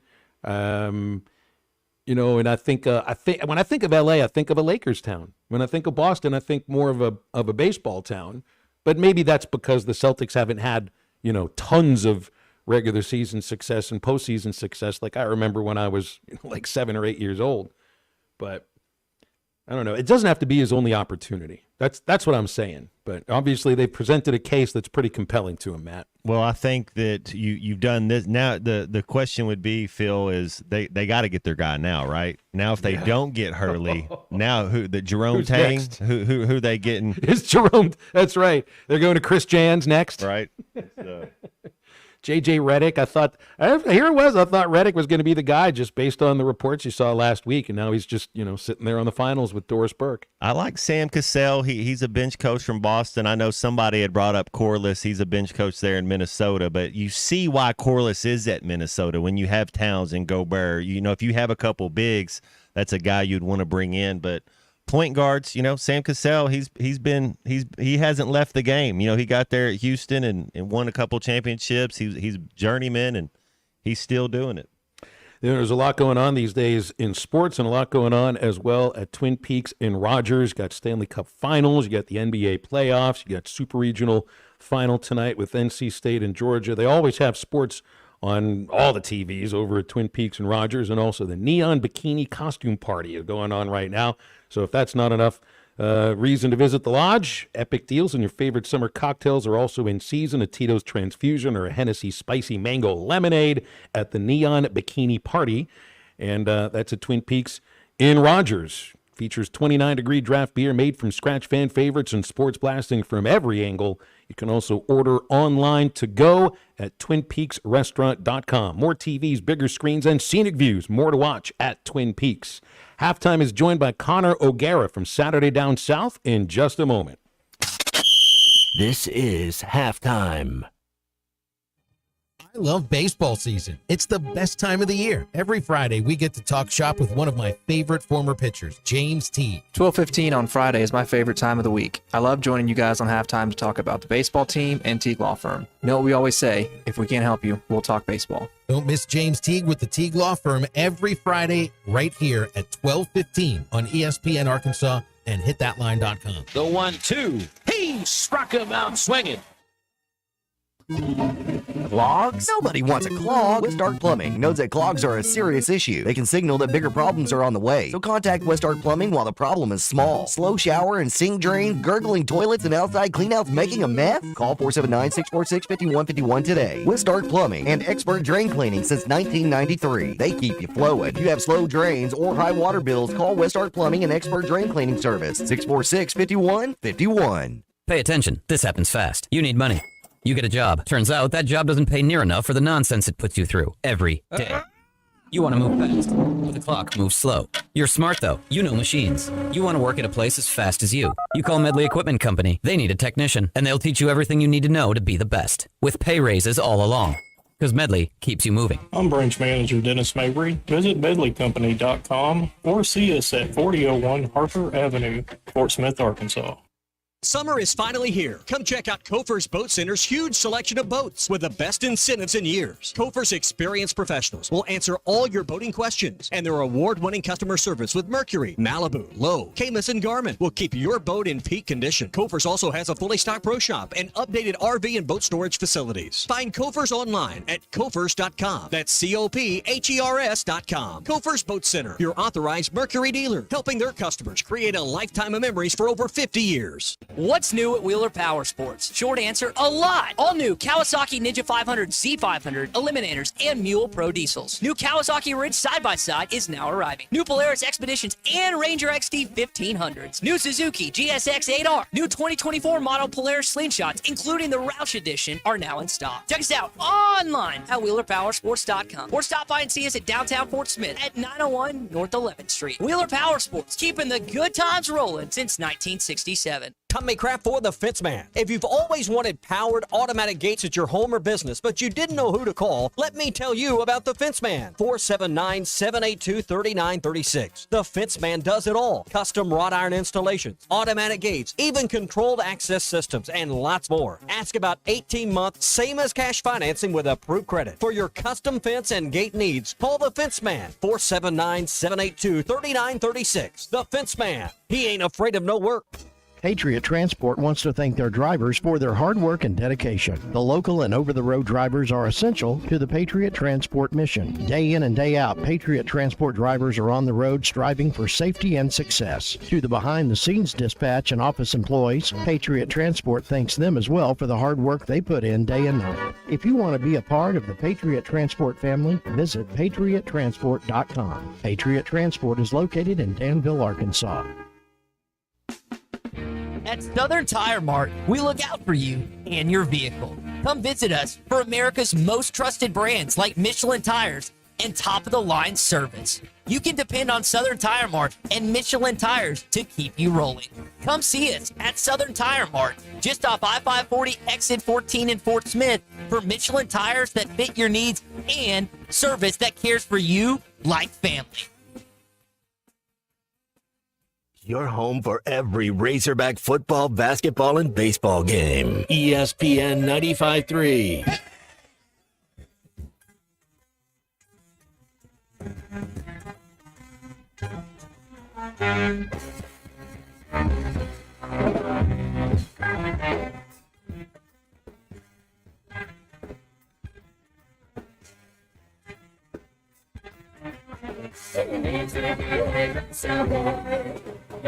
She's built for speed like a black cat from Dolores.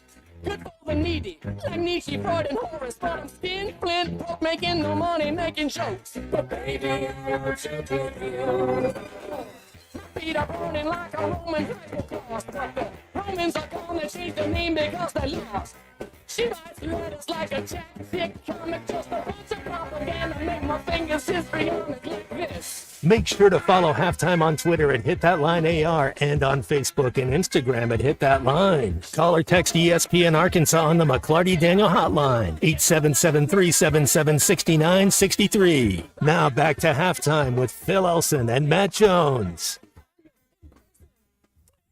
All guests join us on the McClarty Daniel Hotline, and it has been a minute since we spoke with Connor O'Gara from Saturday Down South, national columnist, and it's good to have you here today. Connor, how you doing? Gentlemen, good to be here. Watched a lot of college baseball over the weekend. Phil and I, we talk about this a lot, but I'm not the biggest college baseball guy just because my college football duties obviously take precedent, but my God, that was just an unbelievable weekend of entertainment, even if you were like myself and you didn't have a dog in the fight. Yeah, and you're down to 2 leagues now. No matter what happens in the NC State-Georgia game, it's either going to be 4 on each side or 5 SEC teams, 3 ACC teams, and all I can think right now, Connor, is this sounds like the conversation we have during college football season about the SEC and the Big Ten. I guess the ACC would be the Big Ten in this case, right? Yeah, look, I think it's extremely difficult for northern teams to have any sort of a chance. And I realize, the Pac-12 is a little bit different, Oregon and Oregon State both being able to play in a super regional and falling short against SEC competition, take that for what it is. But my brother was the first baseman at Valparaiso, a little school up in the northern part of the state of Indiana. A certain Bryce Drew might ring a bell here or there. But the disadvantage that those schools are at is so significant. You see it when they do these southern road trips, basically every February, where they're like, well, we can't play at our home stadium in this time of year. We need to be able to go travel to places like Arkansas. And I remember when my brother took a trip to Arkansas and played against a team that looked like it was already in midseason form early in the season, and he was just like, we're just still trying to figure out who in the world we are.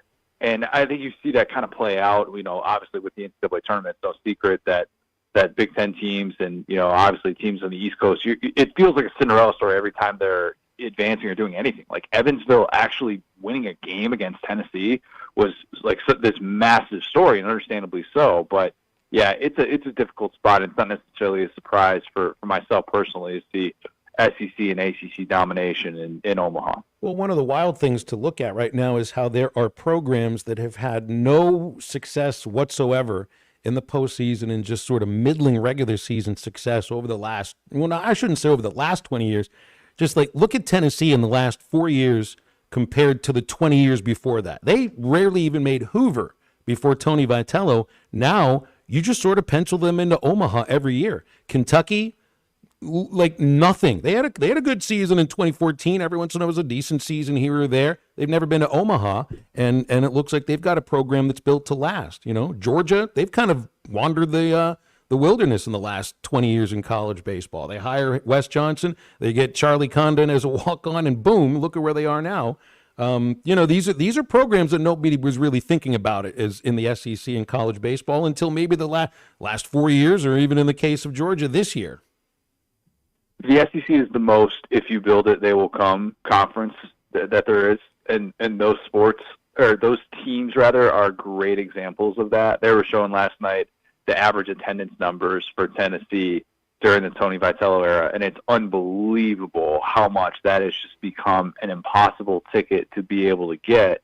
In the atmosphere itself, I mean, my goodness, that game last night in College Station, before, Schloss gets there, how much is that program having that type of atmosphere on a yearly basis where they got dudes with tarps off beyond the outfield that are just having themselves a great old time? I mean, you see it just across the Southeastern Conference as a whole. And, Kentucky makes the investment into baseball. They get the new stadium. They get the right coach in there. And it makes all the difference. I mean, it's so much more difficult to do that at places where you don't have that weather in your favor. You don't necessarily have the resources to be able to spend on those specific programs, and you kind of know that your talent pool isn't as good, so it's a little bit of the but to create that atmosphere, whereas in the SEC, you kind of always feel like, man, your team could have a chance. The fact that Florida, the 11th best SEC team, is going into Omaha with just crazy amounts of momentum with what they've done the last 3 weeks, basically fighting for their season, it just kind of speaks to the conference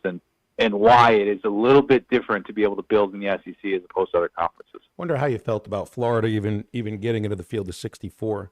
I didn't like it just because I don't like seeing one more win than losses. But hey, if the rule is there and you got to have a better than 500 record to get in, and they did, well, they got in. It's not a matter of talent. It's not a matter of, can they hang with anybody in the country? Of course they can. This SEC teams normally can. I didn't like them getting in. I don't think that them going to the College World Series necessarily justifies the selection just because the talent's there to begin with. What'd you think? I think it'd be different if they didn't play anyone in non-conference and if they just purely benefited off of how good the SEC was. But the fact that they're actually willing to schedule in non-conference, everybody was talking about the number of quad one wins and the fact that they had this number one strength of schedule. I think that matters. I think it has to. And Greg Sankey obviously was going to do what Greg Sankey was going to do when he gets to the SEC tournament and is talking about, well, what's the point of scheduling difficult in non-conference play if you're not going to reward it in the postseason? And, I think it's not so much that it justifies the selection.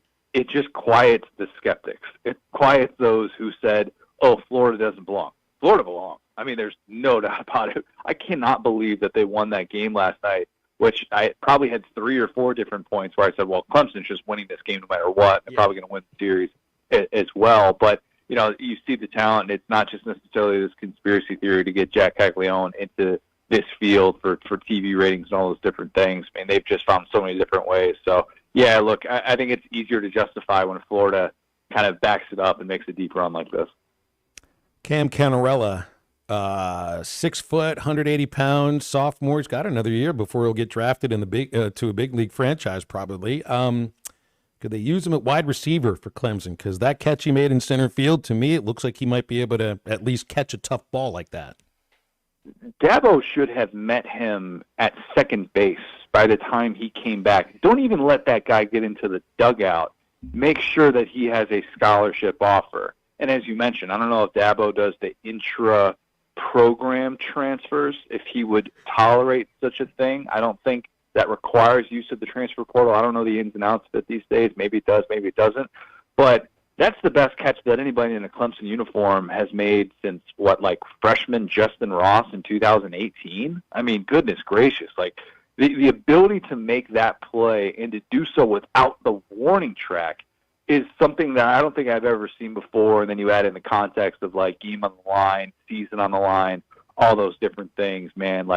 Clemson needs some guys that can come up in the clutch. I think Dabo's got to get a little bit creative here. You ever made it to the College World Series, Connor? I did, and it was awesome. I lived in Nebraska for 2.5 years, and I went to Omaha the very first year that I was there because it was the Kyle Schwarber Indiana team, and that was a pleasure to be able to see that experience. How cool it is for those who have never been before to be able to see people flock to a place like that and to have these fan bases that are willing to jump on the bandwagon. There are people that will just go and get a ticket every single day, and they just fall in love with a specific team.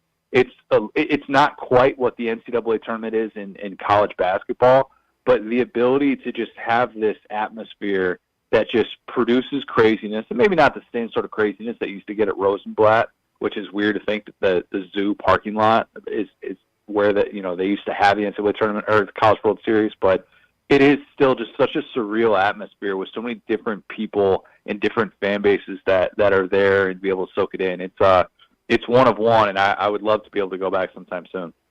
All right, last thing, and I'll just sort of open a floor for you here because we haven't brought up anything about college football yet, and that's your specialty at Saturday Down South. What's top of mind for you, college football, June 10th, when we've got 85 days until a game? It's a good question. I'm wrapping up a chaos scenarios series on Saturday Down South, wherein I map out 10 different things that could happen this year in college football that would create just pure and utter chaos. Just the type of thing that you'd be talking about on national shows that would have major ripple effects, that would have impact on the sport perhaps for the rest of the 2020s decade. Things that can happen that are more than just random team gets upset in a given college football Saturday. There are so many different things, and if you want, I started with Ryan Day getting fired at Ohio State, the impact that that job would have, and the way that we would see all these FBS openings, and the way that Ohio State's roster, a very expensive roster, the way that that would potentially get picked apart with a 30-day window with, the transfer portal and those things, like, it would have a huge, huge implication on the future of the Big Ten and really the SEC, because it could be the first time since James Franklin left Vandy for Penn State that we see an SEC coach leave for a job outside the conference. So, look, I think that mapping out scenarios like that is fun. It's kind of fan fiction for nerds like me that just want to talk about college football 365 days a year. But, yeah, we're wrapping that up this week on SaturdayDownSouth.com, the Chaos Scenario Series. Is it safe to maybe compare what could be the same scenario that I'm sure everybody listening to this program here right now in Arkansas would be rooting for at Ole Miss? With all the theoretically money that was spent building the roster through the portal like they have, the success that's expected. I guess nobody would really expect Lane Kiffin to get fired this next year no matter what. But is there at least a halfway decent comparison between those two programs and the chaos scenario? Yeah, I mean, I think Ole Miss winning a national title would be chaos. I don't think that's going to happen. I don't think that their track record against programs like Georgia necessarily lends itself to them taking a step that significant when we watched how that played out on the field.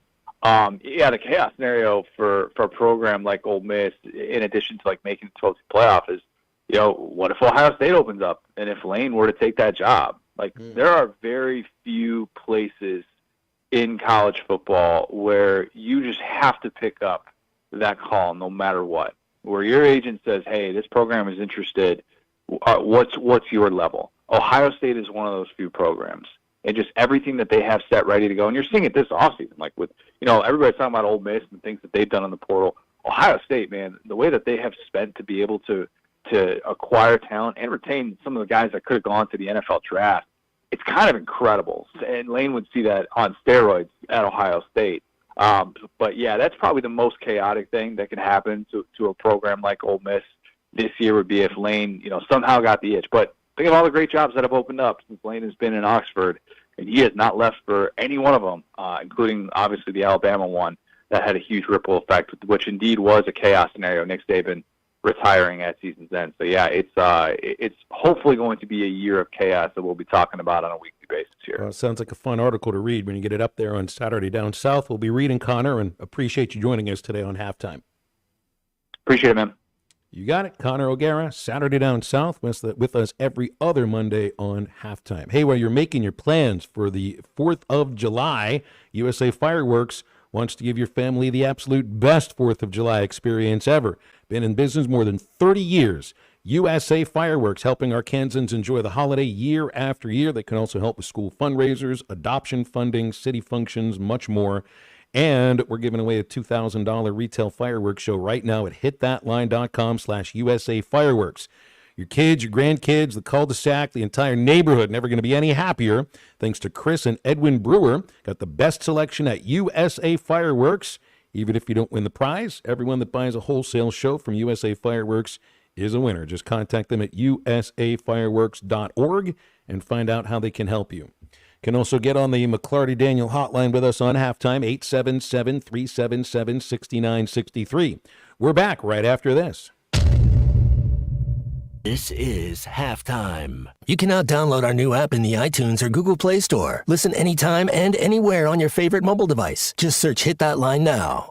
Summer camp, vacation, travel baseball, repeat. Family reunion, lake time, I'm beat. A parent in the summertime is a glorified chauffeur, but if you find yourself in a fender bender, you'll need a good lawyer. I'm Jackie Mock. With 12 years of experience in insurance and car wreck cases, I can help get you back on the road for more summer fun. Mock Legal Solutions, real advice, reasonable price. Now we will share a lifetime of the fondest memories.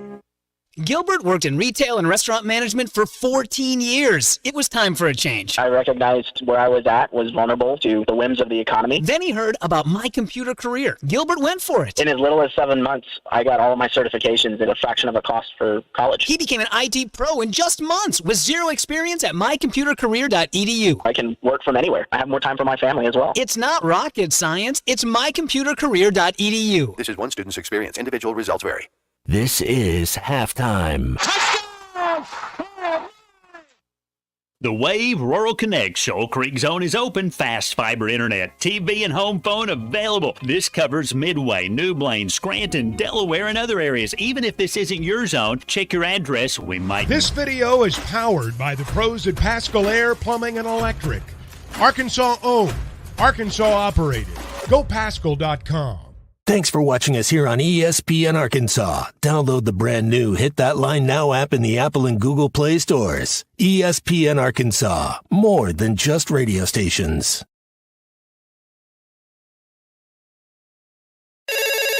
Call or text the McClarty Daniel hotline at 877-377-6963. McClarty Daniel, a vehicle for every lifestyle. When you're looking for a new car, you want to shop for a vehicle you love with an organization you trust. You've probably heard that McCarty Daniel means making deals, but what I'm inspired by the most is that McCarty Daniel means making a difference in our community. When you buy a vehicle with McCarty Daniel, you reinvest right here in the community, in our schools, in our little leagues, in our food banks, and our people. So you're not just making a purchase, you're making a difference too. Come see us at any of our 6 locations in Northwest Arkansas. Tommy Kraft here. When it came time for new gates and some fence repairs at my home, the Fence Man was my first call. The Fence Man does it all, from large commercial jobs to small residential repairs. Wood privacy fence, vinyl fence, commercial or residential chain link, even custom wrought iron fencing. 479-782-3936. 18 months, same as cash financing with approved credit is now available. If it involves fencing, the Fence Man does it. The Fence Man. He ain't afraid of no work. 479-782-3936. A dandy white perch. Big old slab. C'est bon, sacalé. One beautiful crappie. It's a paper mouse. Some serious crappie. Nice speck.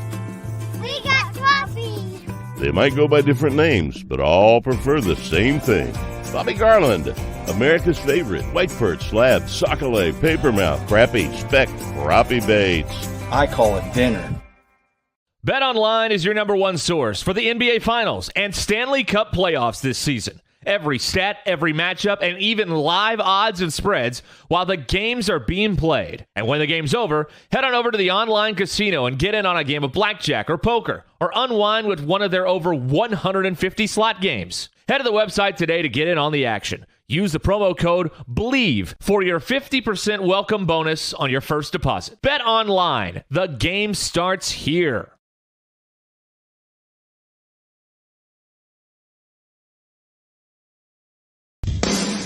Madonna has gone from like a virgin to like a surgeon. You can try to nip and tuck from the curse of sin, but eventually death is going to win. God will do major surgery on this sin-filled world, and when he does, people will try and hide their faces from him. Even plastic Christians won't be exempt. Look up Isaiah chapter 2 and see how the spiritual world renders this an immaterial world. I'm Pastor Abe from Woodland. Read about it.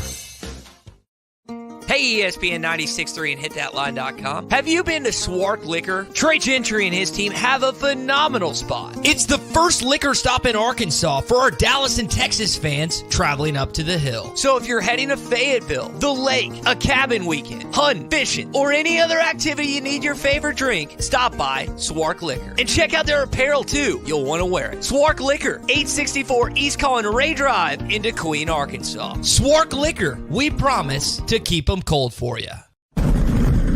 USA Fireworks is a leading firework wholesaler in Arkansas with over 35 years of experience, located in Mulberry, right off 64. They offer an impressive selection of top-of-the-line products from the best brands like World Class, Brothers, Winda, Raccoon, Cutting Edge, and Black Cat, ensuring a spectacular display for every occasion. Whether it's a big city event or just a family gathering, USA Fireworks is dedicated to delivering the best show at the best value. If you're interested in buying a wholesale fireworks show, visit our website, usafireworks.org. There is no longer a Pac-12. That is it for the Pac-12. It is dead. Now that those two teams are out, I mean, if Oregon State or Oregon would have made it to the College World Series, you'd still have a little bit of breath left for the Pac-12, but nothing even to pour one out for the Pac-12 right now. I got a little coffee left in my mug here. Maybe I'll dump that out in the sink. Well, since trading Drew Holiday, the Milwaukee Bucks haven't done anything right. I just saw where Darvin Ham's going to be their lead assistant with Doc Rivers, so that's pretty good move for them. That's probably the first thing they've done right in a while since winning their NBA championship. Interesting. Didn't go. Where'd Budenholzer end up? Did he go to Phoenix? I think he took the Phoenix job. Pretty sure that's exactly what he did. 877-377-6963 if you want to get with us on any of that stuff. And I was just figured I'd pull one out. He's the head coach of the Suns. The Suns now, okay. Saw the Athletics. You know, I mentioned, I don't think I brought this up last week. I'm so fascinated by this potential move for the A's to Vegas, which I still don't think is going to happen. I don't think they've got the money secured. I don't even think they've got the full land secured for this ballpark that they want to build. And now reports coming out that they want to play, I think, up to 7 games a year, home games, not even in the ballpark there. They want to be part of some of these events that, like the Mets and the Phillies played in London, or the Giants and the Cardinals are playing at Rickwood Field. Games like that. They want to be involved in those things. And I'm thinking to myself, so you can point to, I know that the Orioles and I think a couple of other teams that recently re-signed leases did the same things, but they already have their fan bases built. The Orioles have a fan base. It's been there since 56? All of these teams have fan bases that are already built in. The Athletics, there's no fan base in Vegas. It doesn't make any sense to me. I think that what they're trying to do is like market internationally, because I just really don't think the Athletics are going to end up with like some hardcore fan base of A's fans that are in Las Vegas. Well, like Jose they do in Canseco, Oakland. he might have a residency there. He's their best player, right? In the 90s. Best player in A's history? I'm just trying to think about this. Who would it be? Ricky Henderson. It could be Ricky Henderson. Yeah. I think it's Dennis Eck, if you're going pitchers. Dave Stewart was pretty good. Walt Weiss, remember him? But Tricky Ricky, man, he was. Do you still Reggie think Jackson might be on the list? Ricky too. Henderson's if you had a leadoff batter, if you're taking a leadoff, no, he's the number one. He's your first pick, right? Like you're taking Ricky. You are reminding me of the exact reason why I ever started doing halftime homework when this show started in 2018. Mm-hmm. So I was put Ty Richardson as the co-host then with me, and I don't remember how we got onto it, but I brought up Ricky Henderson, and I brought up the idea that if you're going to make an all-time starting 9. And I'll give you 10, so you can have a pitcher and a designated hitter. You have to have Ricky Henderson on the team. Like if you're going to have a starting 9, you're going to put a lineup together. Greatest leadoff hitter of all time, the guy who scored the most runs in the history. Forget about the stolen bases. Yes, there's that. He also scored the most runs in the history of the game. You got to have Ricky Henderson on the team. So I say that, and Ty says, I will never forget these 3 words. Who's Ricky Henderson? And I think that's probably the closest I ever came to removing my own brain. Well, you don't have to fill out anything to have a sports radio show. You know, they just hand these out to anybody, I guess. Out of control. I had Ricky Henderson's stolen base card with him still in third and standing up with the base. How do you not know who Ricky Henderson? Yeah, there you go. You remember what he said when they gave him the microphone? I forget exactly how he got into Lou Brock. It was like Lou Brock was a great base stealer, but today I am the greatest of all time. But at least he didn't say, but today Ricky is the greatest of all time. That's how he'd like to. It might have been the only time he ever used the first person. The only time. Lou Brock would be another guy to keep on your all-time starting 9. If you could get Lou Brock out there. What position did Lou play? He's an outfielder. Yeah, that's fine. I like it. Is Barry Bonds on there? Is I mean, for me, you're going to only have 3 outfielders. Ricky was a left fielder. Teddy Williams got to be one of those guys. Ricky was a left fielder, so was Bonds. So Ooh. I know they both played some center field, but they were much more left fielders. I don't think you can have both of them on the same team. And being the idea that Ricky look, I'm a Bonds fan. Yeah. I'm a Bonds fan, but as Bubba will say, there were some extra vitamins that he might have taken. I'll take Ricky. I'll take Ricky in that case. Willie Mays, your center field? I don't know. Griffey Jr., the kid? Probably became Canarella now. Yeah. That catch yesterday. Yeah. That was such an amazing catch. They showed on TV, on the ESPN telecast. And I got a bone to pick with ESPN about the telecast yesterday, Clemson, Florida. Not that the cameras died, because the cameras died. They only had 2 cameras for I think the 10th through the 13th inning. They only had 2 cameras. The center field camera, I think the third base camera, a couple of the other cameras died out of the blue. They didn't have it anymore. But yeah, they showed Mays' catch, the still photo of him making the catch against Vic Wertz. What was that? The 51 World Series in the Polo Grounds. And then they showed Canarella with a still photo of his catch. And they're different kind of catches. I mean, Willie Mays, he reached up and out, and I don't even think he was looking at the ball. It just landed in his glove. The way Canarella caught it, his feet are both off the ground. Mays' feet are still on the ground, and he kind of cradles it, and he did look it in, and he caught it, Matt, like it was a fade route in the corner of the end zone.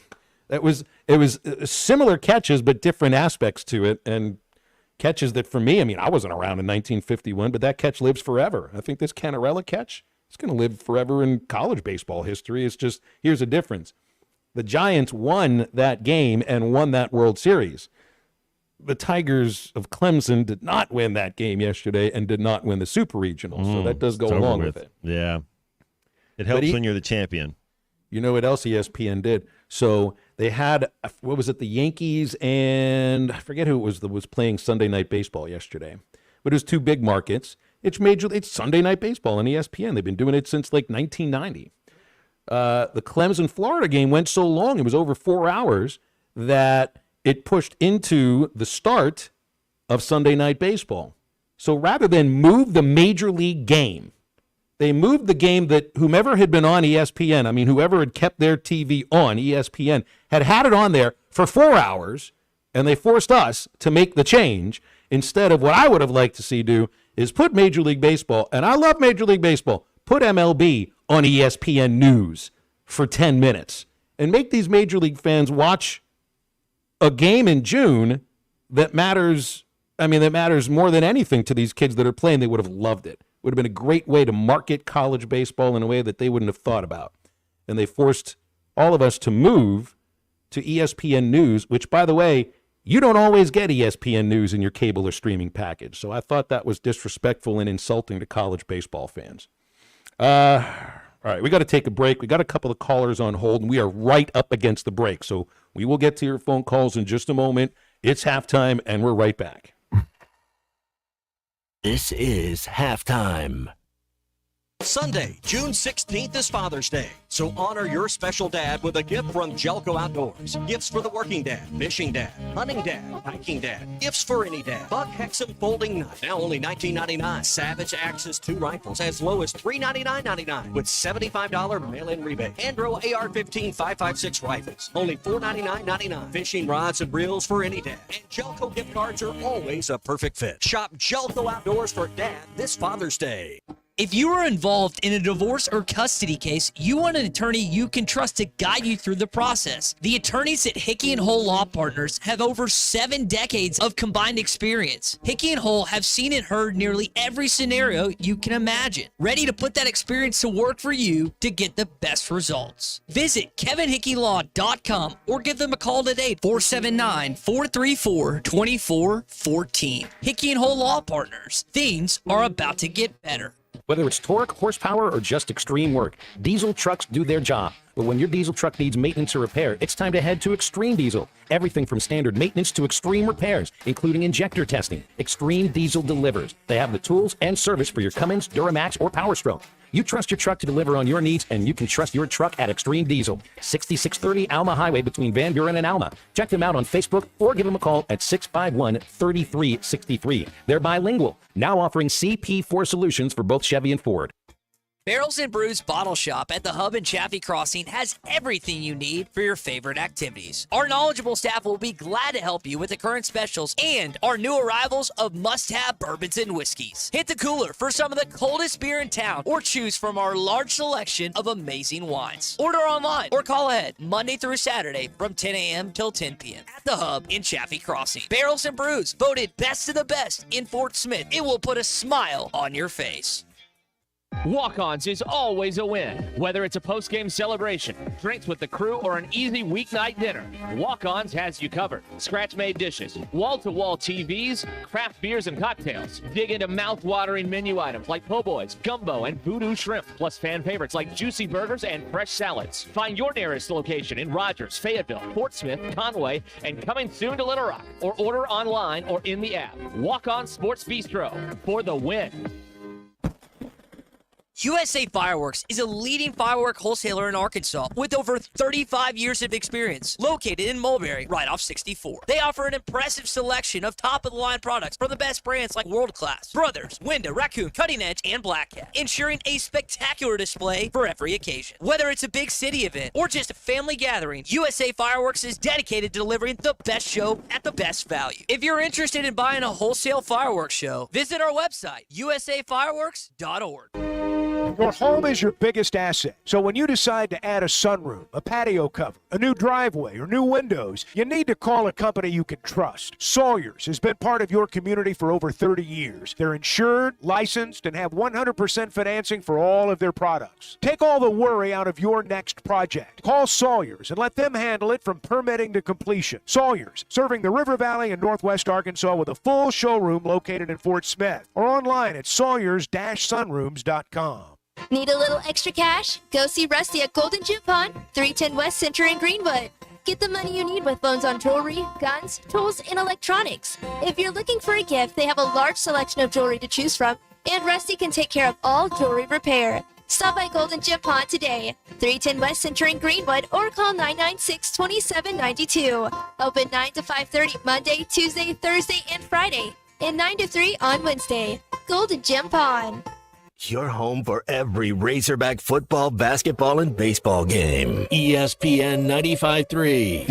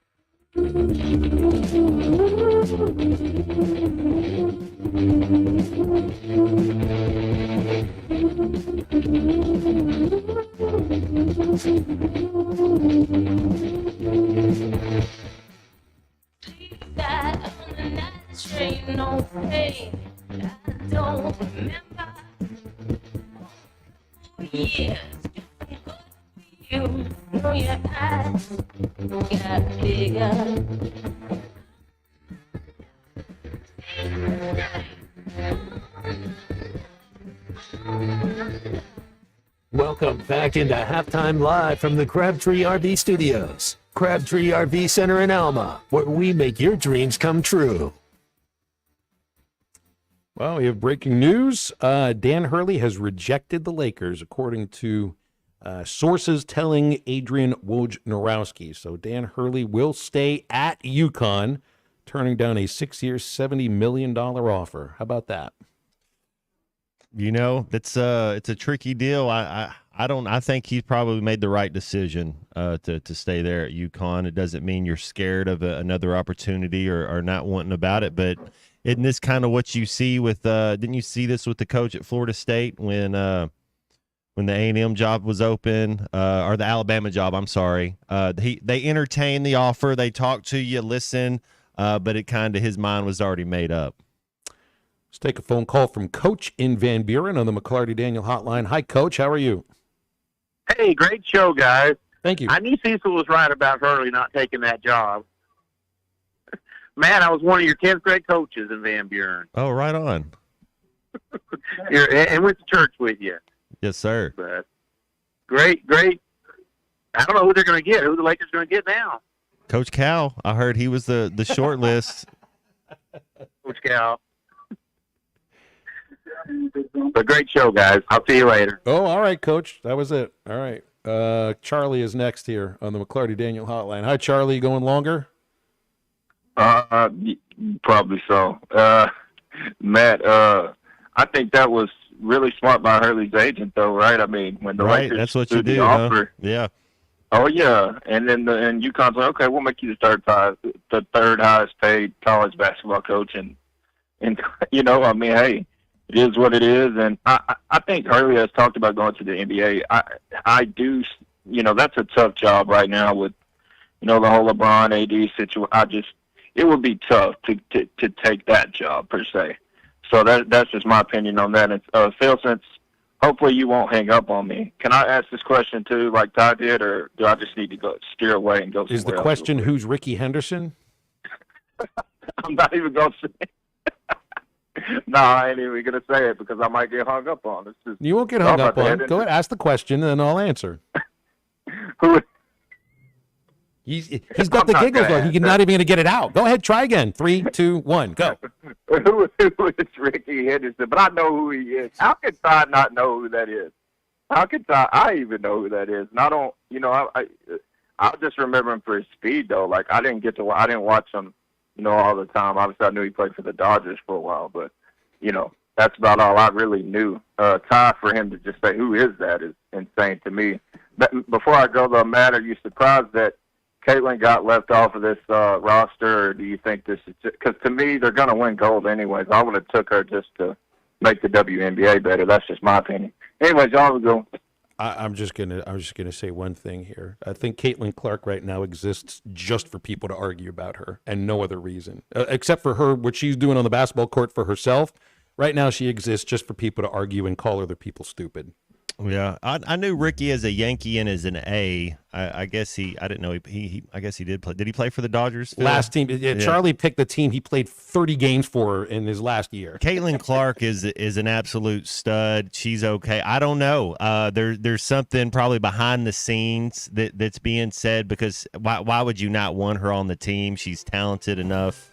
But yeah, I don't really think the way she handled it and the way she answered it. Go on. You know what? If you're not wanted, then I'll see you next time. 877-377-6963 to get with us on the McClarty Daniel Hotline. We're into hour number 3 in just a moment.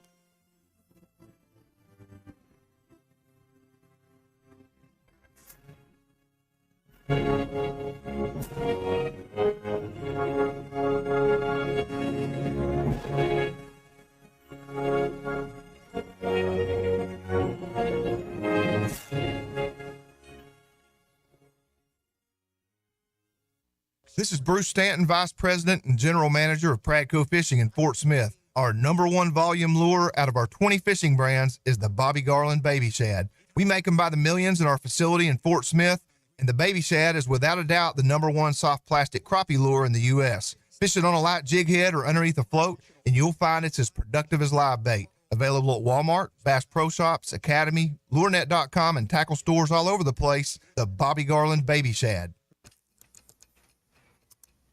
When you're clocking out and happy hour's already started.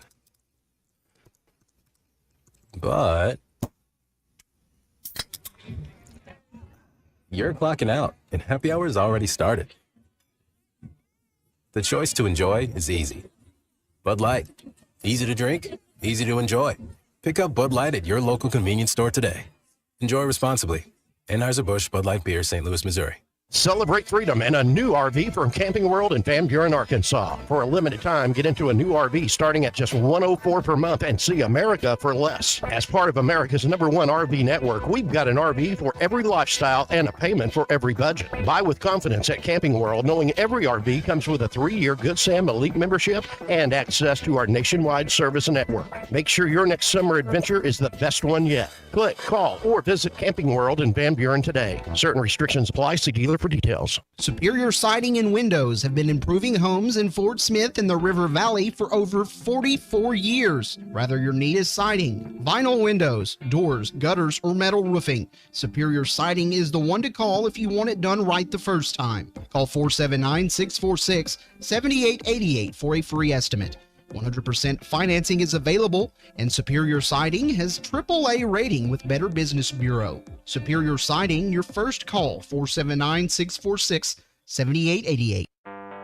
Hello, this is Mike Giacomo at Arvest Bank, inviting you to join us in the fight against hunger during Arvest's 14th annual Million Meals campaign. All the money goes directly to our communities, and there is no amount too small. Even just $1 provides 5 meals to those in need. Now, through the end of the month, you can easily make a monetary contribution at your nearest Arvest branch. You can also donate online at arvest.com/millionmeals. And if you're an Arvest customer, you can go directly to Arvest Go mobile app. Arvest makes no representation that any contribution is tax deductible. Please consult your tax advisor. ESPN Arkansas weather. For today, lots of sunshine. Our highs this afternoon, right around 80 degrees. Will be clear to partly cloudy tonight. And overnight low will drop down mid-50s north, low 60s south.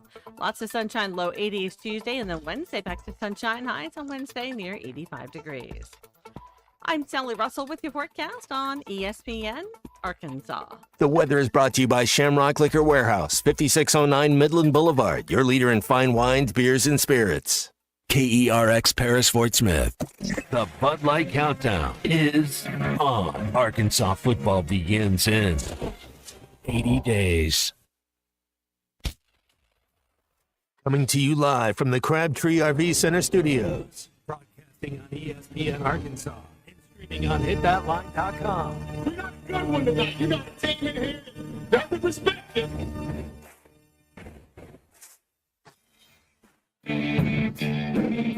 Smith, I'm all right. Watch these things dominate, and we not doing it. We're going to go get one and celebrate on somebody else's field. Yeah.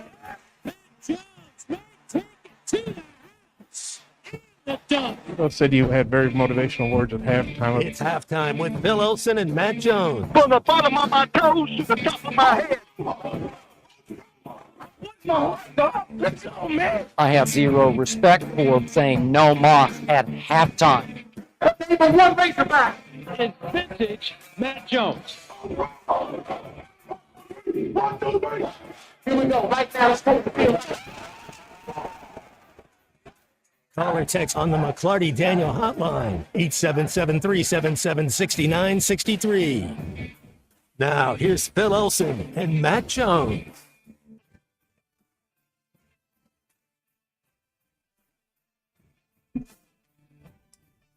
Back on halftime, Phil Elson, Matt Jones, C. Maverick with you for one more hour, and Mike Irwin from Pig Trail Nation in about 15 minutes. Really exciting things going on here in the home studio at the moment, Matt. I don't think you can hear it, but there is some hammering, there's some scratching, some squeaking going on in the attic upstairs. The air conditioning unit is being installed right now, and man, I almost feel like I don't want to turn the thing on until it gets up to 95 degrees again, which might be in a few days. So, hey, welcome back to 2024, where we have air conditioning in houses. I did over the weekend. You were, I think I'd stretched twice, but then you had said you'd climbed Pinnacle Mountain. How was the weather when you went and did that? Did you climb the regular side or did you go the back side? I went up the west side. That would be the regular side. The non really dangerous side, though. I did. It splits about halfway up, and there's a rockier side that's on the sun side, and you get cooked on that. And then there's the easier side that's more steps through the shade. I did choose the hottest part then. More than anything, the reason why I did that? And I love walking. I love hiking up these mountains. I've been up to Nebo, been up a couple of times, been up to Petit Jean a few times. I've been up and down Pinnacle dozens of times in the 24 years or so that I've lived here. But I would have probably taken the shaded side had there not been about 2 or 3 groups of teenagers or early 20s kids that were blasting music as loud as they could, breaking up the nice, peaceful monotony of the birds chirping and the nature sounds.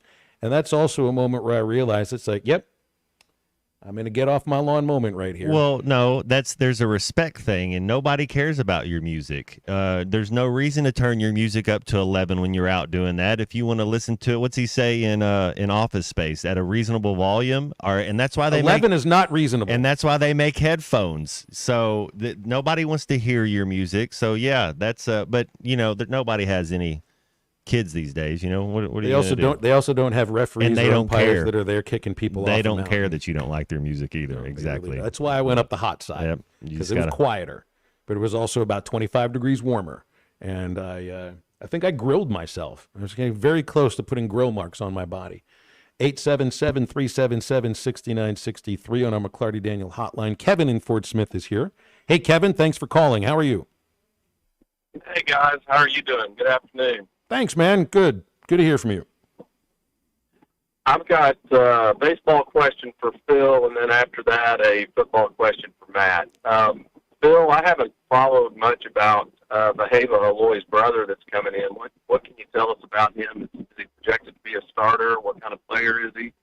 Oh, I don't think they're bringing him in here to sit the bench. He's a year younger. He's a freshman, and it looks like he might be the same style hitter. Got some power, run production. And I've never seen the kid play. I've just seen a couple of highlights. He looks like the same kind of body type. Might be a bit of a free swinger too. I know Vaheva this year had some moments where he wasn't as free swinging, and then there were some moments where it was like, yep, this is one of the freer swinging guys I've ever watched. So I don't think he plays shortstop, but he was more a DH at BYU. So I'm not sure exactly the position he would play. It's not going to be shortstop because that'll be Vaheva's position. But it looks like he might be a little bit of the same style player, which, look, I think he got a good year from Vaheva Aloy. And I think he's destined to do huge things for this team next year, too. Yeah, absolutely. Absolutely. Matt, as far as our QB1 up on the hill, the guy that transferred in, Spring's done, what are you hearing? I mean, is he same level as KJ was or better, and how's he picking up Bobby's offense? Talking Taylon Green here. Yeah, Taylon Green. That was one of the things that was kind of, maybe we'll get Connor. Which one of these quarterbacks has a better year, KJ Jefferson or Taylon Green? Both two quarterbacks that have had success and played. KJ a little more, but they're both learning new offenses. They're both going into new conferences. From everything you hear, like if it's Fisherman, Clay Henry, or anybody else, that he's doing well, and that he has the respect of the players. That's the main thing when you come in and you're in a new locker room. Quarterbacks by nature are leaders. It's the nature of the position, and he seems like that he's been handling it well. I won't know until you see him. Maybe Stillwater. I don't know who we play first, but yeah, I don't know how much we'll get from the UAPB game. Yeah, but there, that second week in Stillwater, that should tell you all we need to know. If this team's going to be capable of winning 6, 7, 8 games this year. Okay. All right. Thanks, guys. I appreciate the phone call, Kevin. Thank you. 877-377-6963 on our McClarty Daniel hotline. Oh, let's get a look at his headlines or anything. The big stories going on with Dan Hurley staying at UConn. So the Lakers, I don't know if there were any other contract offers necessarily to somebody else yet, or if this was the first choice. And it's getting pretty late to be trying to hire a head coach in the NBA. The draft is less than a month away. You got to have somebody in place before then. Nate Oates, if they're going the college route, and he had just as much success as anybody since he's been the head coach at Alabama in the SEC. Without the national title, but yes, yeah. It makes so much sense to stay at UConn in this case. It's the risk reward with the Lakers would be pretty incredible if he could pull it off. But I also wonder, how much are you going to how much power were they going to offer him in terms of player personnel? because that's where they've really had the issue. They don't have a point guard. Are they going to go get Trae Young? But so he's not that great defensively, but he can run the show. He feels like a West Coast guard. But that's the thing. You look at the talent. Who are you going to go get? You got to look at the free agent market. Klay Thompson's washed. I mean, he's not. Trae Young, is he the best point guard out there that you can actually go and get? They have $18 million in salary cap if D'Angelo Russell is able to opt out. You know, like if he stays and they're able to get rid of him, that's $18 million. That doesn't get you much in the NBA. I mean, that does. Maybe you get a seventh player on the team. That doesn't really get you a starter. I just wonder about if some of this has to do with power structure. I mean, you work at UConn, you work for a public university. You've got people you've already built relationships with, both in the administration, the board of trustees, boosters, and all of that. And you are king of the castle. You know, he and Gino, the two of them together. I mean, they are kings of the castle. The Lakers are a family-owned team. I mean, they've been in the Buss family for years, for decades now. He goes into relationships with that, but you don't get to run your own. You don't get to run your own program the way that you see fit. That's what I'm getting at. You know, I mean, I think in college, you know, to a certain degree, you are autonomous. You know, you decide who's on your team. I mean, they got to choose you, but you get to make the picks, and you're general manager at the same time as being the head coach. And I just wonder if that's also a reason why Krzyzewski didn't leave for the same thing 20 years ago. You know, you get to be king of the castle. You get to be you make your own picks and everything that goes along with it when you're a college head coach. And stepping into a different power structure in professional sports where you are answering to one single owner. There's a risk involved in that. Yes, there's reward too, but it seems to me that the risk was a little bit too deep in this case. And this isn't his last shot at the NBA. If I was, I mean, just throw a franchise out there, right? The Knicks, Philly would be a good one. Philly, if you start looking at their talent. Absolutely, that would make sense for a guy from Jersey. It would make huge sense for a guy from Jersey. I think eventually you see a guy, maybe he does get into the NBA at some point, but this is also how he identifies himself here. Now, I think this is someone who started his career as a high school coach. And I read a little bit up about him, worked his way up. Wagner, eventually landing at UConn, and to be the third coach to win a national title there. But now you're at a different level, the same as Calhoun, winning two of them. You go on the short list of greatest coaches in the history of the sport here. And making this choice, I mean, I know there are a lot of college basketball fans who be like, I would have loved to see him leave. That way this team gets broken up. Now it leaves UConn in a place where they're stronger than they've ever been. Stronger than they've ever been because of this decision that Dan Hurley makes today. All right, we'll break on halftime talking with Mike Irwin from Pig Trail Nation in just a moment. Courtney Hollingsworth Auto Body, family owned and operated for over 40 years. They are your collision repair specialist in Northwest Arkansas. They achieve ICAR Gold Class status, the highest training level recognized in the industry. Only 15% of collision repair shops achieve this. Courtney Hollingsworth is proud to be one of them. Your vehicle repairs should be in the hands of the experts at Courtney Hollingsworth Auto Body. Just call 479-751-3801. That's 479-751-3801. Or you can go online, CourtneyHollingsworth.com. Pig Trail Nation's Mike Irwin joins us right after this. This is halftime. This video is powered by the pros at Pascal Air Plumbing and Electric. Arkansas owned, Arkansas operated. GoPascal.com. Thanks for watching us here on ESPN Arkansas. Download the brand new Hit That Line Now app in the Apple and Google Play stores. ESPN Arkansas, more than just radio stations.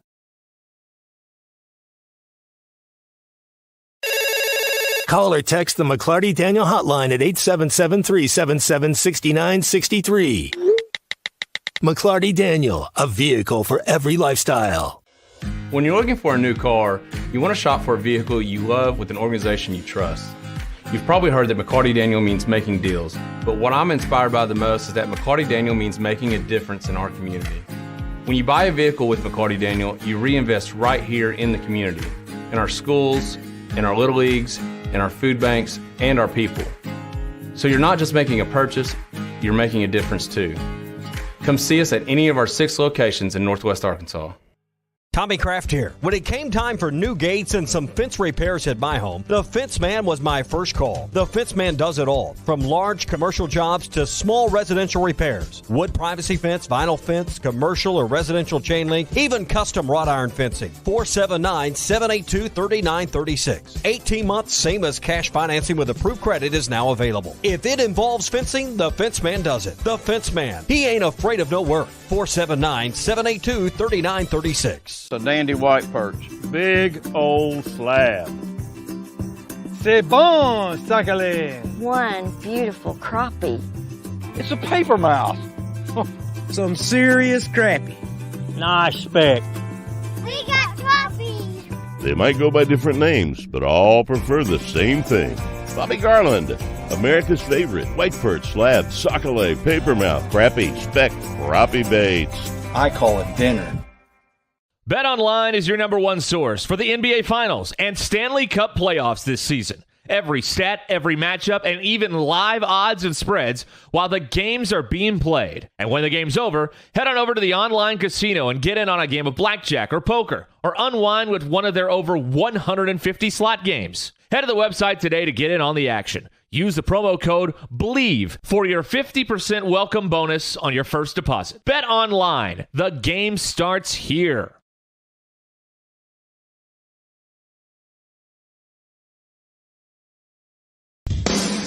Madonna has gone from like a virgin to like a surgeon. You can try to nip and tuck from the curse of sin, but eventually death is going to win. God will do major surgery on this sin-filled world, and when he does, people will try and hide their faces from him. Even plastic Christians won't be exempt. Look up Isaiah chapter 2 and see how the spiritual world renders this an immaterial world. I'm Pastor Abe from Woodland. Read about it. Hey, ESPN 96.3 and hitthatline.com. Have you been to Swark Liquor? Trey Gentry and his team have a phenomenal spot. It's the first liquor stop in Arkansas for our Dallas and Texas fans traveling up to the hill. So if you're heading to Fayetteville, the lake, a cabin weekend, hunting, fishing, or any other activity you need your favorite drink, stop by Swark Liquor. And check out their apparel too. You'll want to wear it. Swark Liquor, 864 East Collin Ray Drive in Queen, Arkansas. Swark Liquor, we promise to keep them cold for you.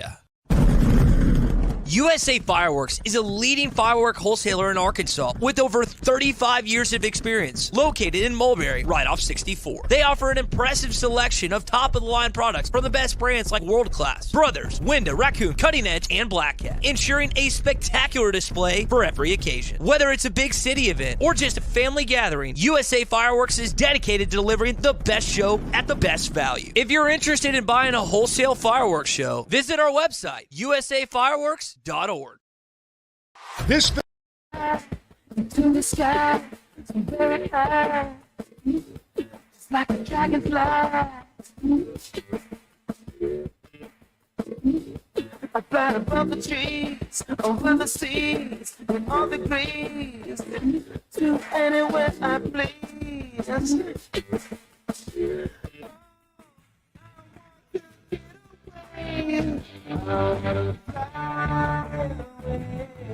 Yeah, yeah, yeah. I want to get away. Yeah, yeah, yeah. Find Halftime on 99.5 in Northwest Arkansas, 95.3 in Fort Smith in the River Valley, 96.3 in Hot Springs in Central Arkansas, 104.3 in Harrison and Mountain Home, and everywhere on hitthatline.com. Join the conversation. Call or text ESPN Arkansas on the McClarty Daniel Hotline, 877-377-6963. Now back to the hosts. Here's Phil Elson and Matt Jones. Back on Halftime, we'll head right to the McClarty Daniel Hotline and Mike Irwin from Pig Trail Nation joining us today. Always appreciate your time, Mike. How was your weekend? It was okay. Watched a lot of baseball, trying to get this College World Series field finalized. I guess we still got Georgia with a chance to make it. They go up against North Carolina State tonight. You know, guys, I find it interesting with all this complaining about swinging for the fences too much, got to change the philosophy at Arkansas. And if you look at the field, and if you include Georgia in that, 7 of those teams are in the top 16 in home runs. Starting with Tennessee with an astounding 173 home runs so far this year. Georgia, no way they'd be where they are right now if they weren't home run hitters. And they've got the top home run hitter in the country. They're number 2 at 149.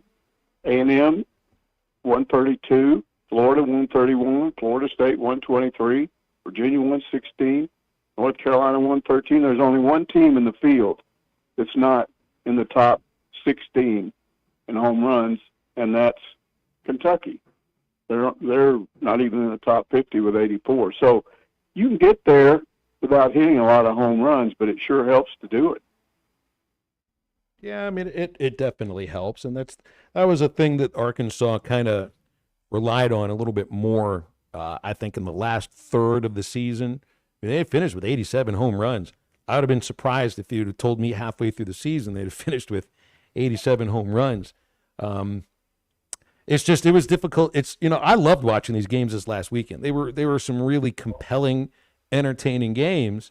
But I'm just like you. Like if somebody were to ask me how was your weekend, I'm like, well, I got a chance to watch a lot of college baseball, but it was just okay because I still know Arkansas can play with all the teams, at least in the SEC, that are there right now. And I still tell you that if Arkansas would have played Kentucky at Baum, would have played A&M at Baum, those 2 series could have gone either way. So, but I think that's always going to happen, Mike. If Arkansas doesn't make the College World Series in the current state of the program, well, we're always going to feel that way because we always feel like they should be there.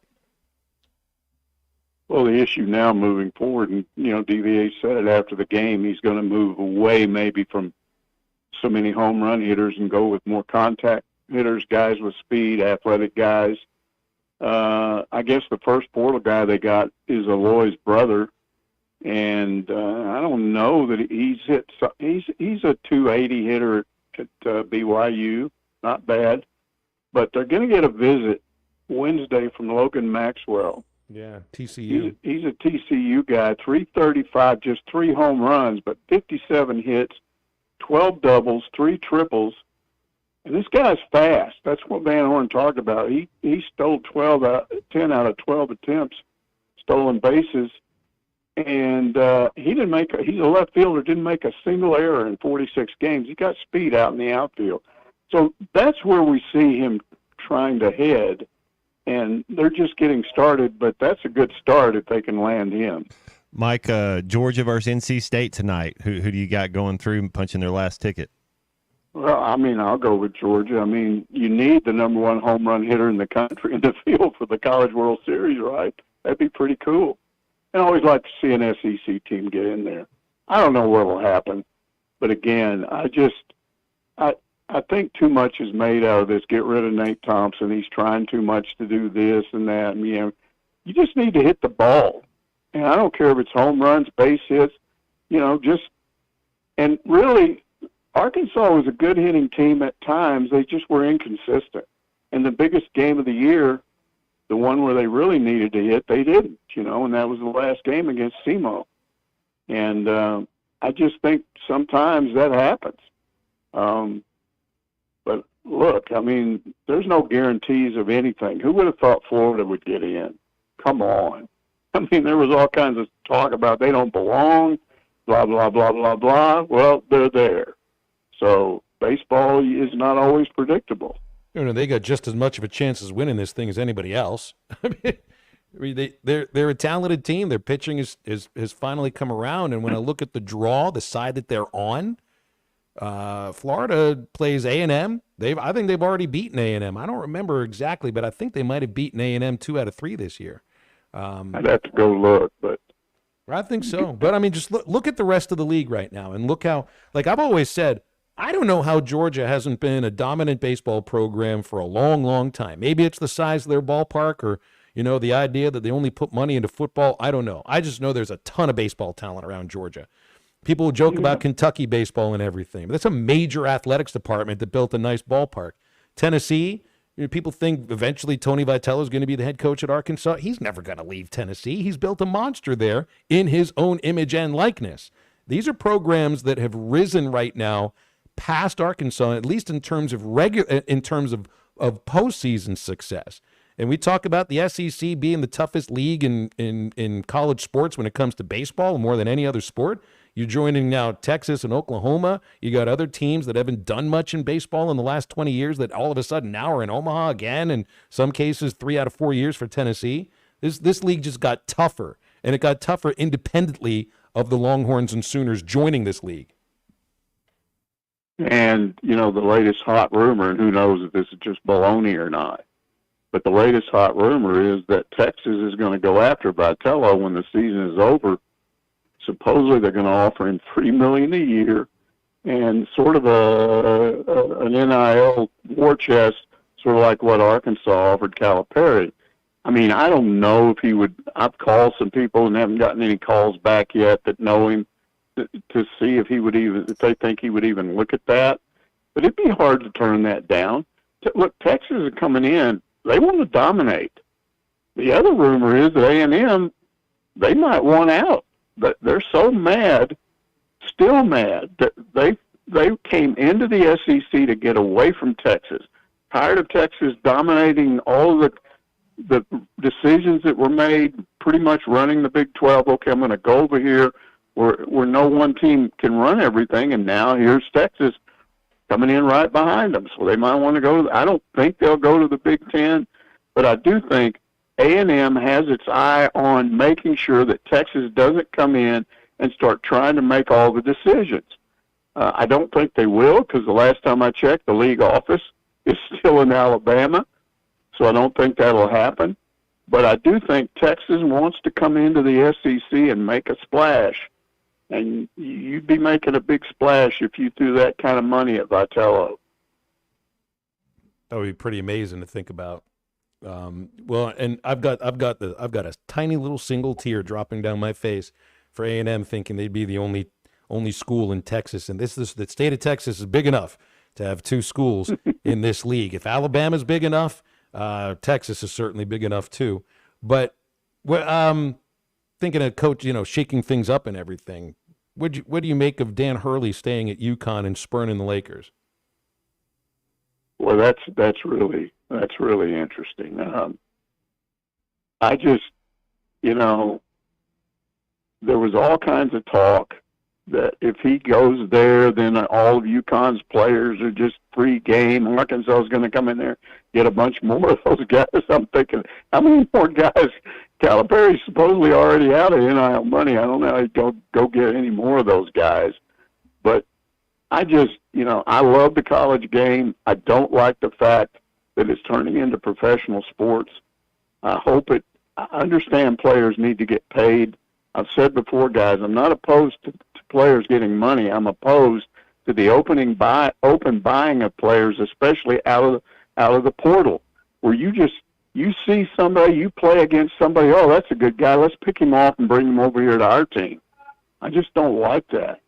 Well, there was something I saw on Twitter over the weekend, which I think a lot of people thought, or at least just didn't look right or felt like it was bad taste.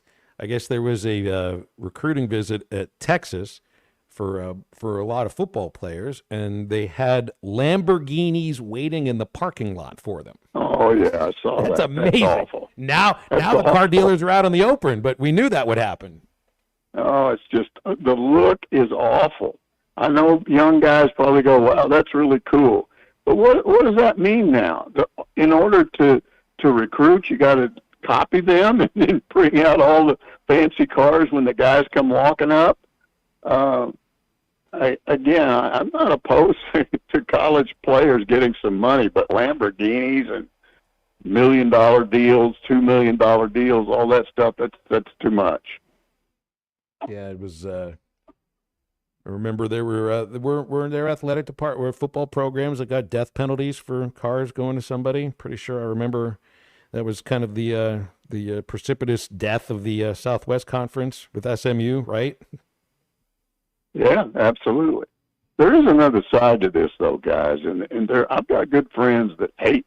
I grew up in Texas around a bunch of guys that hate UT, and some of those people know what's going on there, and they will tell you that Texas has always recruited well. They've always had the money. They think they've cheated all along. I don't know if that's true or not, but they point out that Texas underachieves, and they say that they underachieve because of the culture at that school. It's just not a good culture for winning in athletics. Who knows? Well, is that on for a culture inside an athletics department? Is it program by program? I mean, is it on the coach? Is it on the AD? It certainly looks like Sark has a good culture with his football program.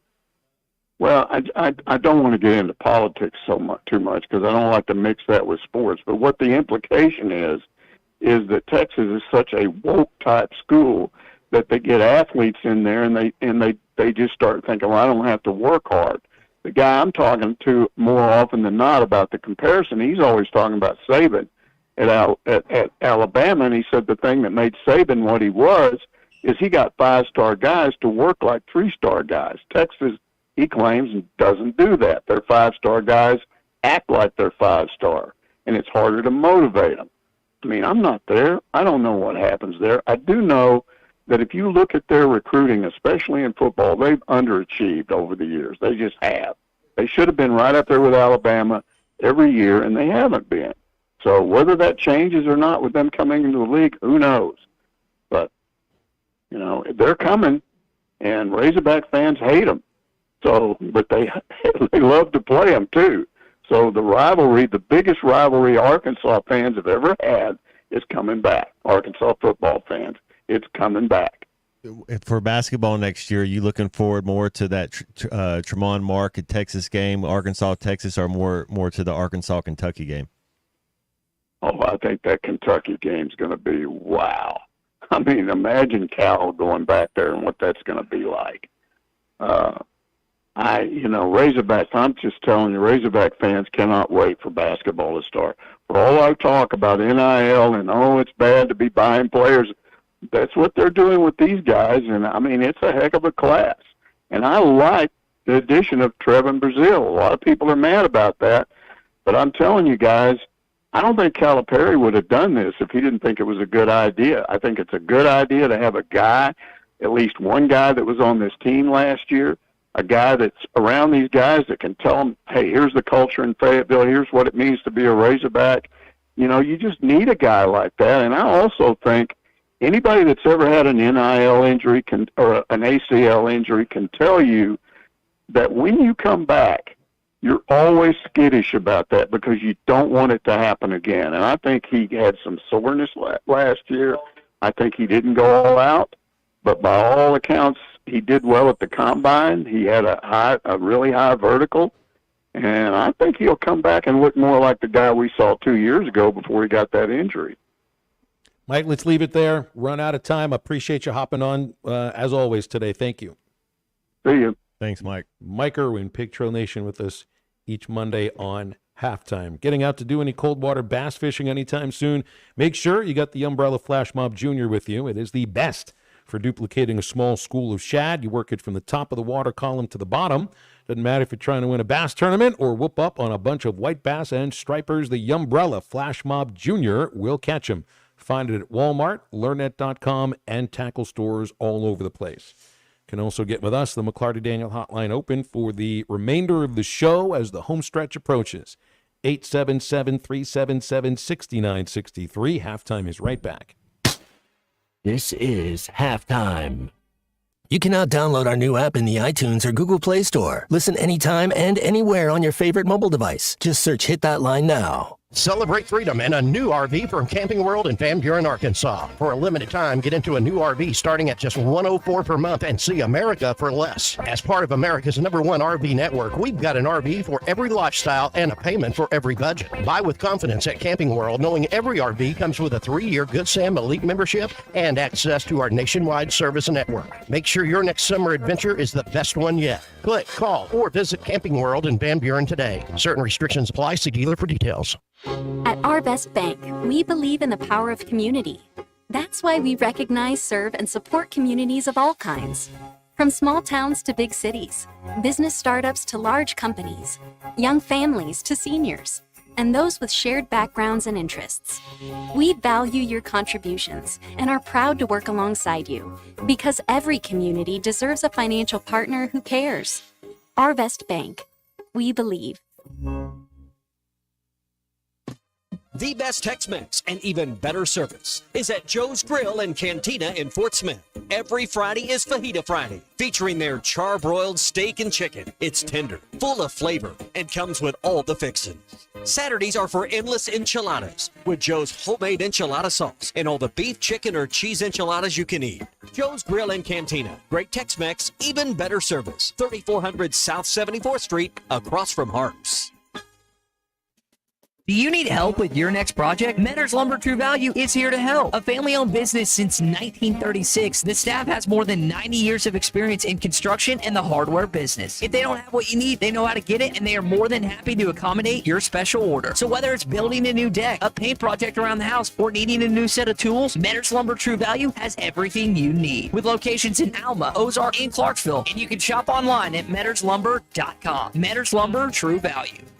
Riley Farm Dental, at the entrance to Riley Farms, provides every type of dental care and procedure for you and your family. From general dentistry, braces, implants, and cosmetics. Dr. Sparkman, Davis, and Farmer give all of their patients better lives with a better smile, more confident, and a comfortable experience every time. Riley Farm Dental, 5901 Riley Park Drive, Suite A, at the entrance to Riley Farms. Now offering same-day crowns. Call 226-3500 for an appointment or visit RileyFarmDental.com.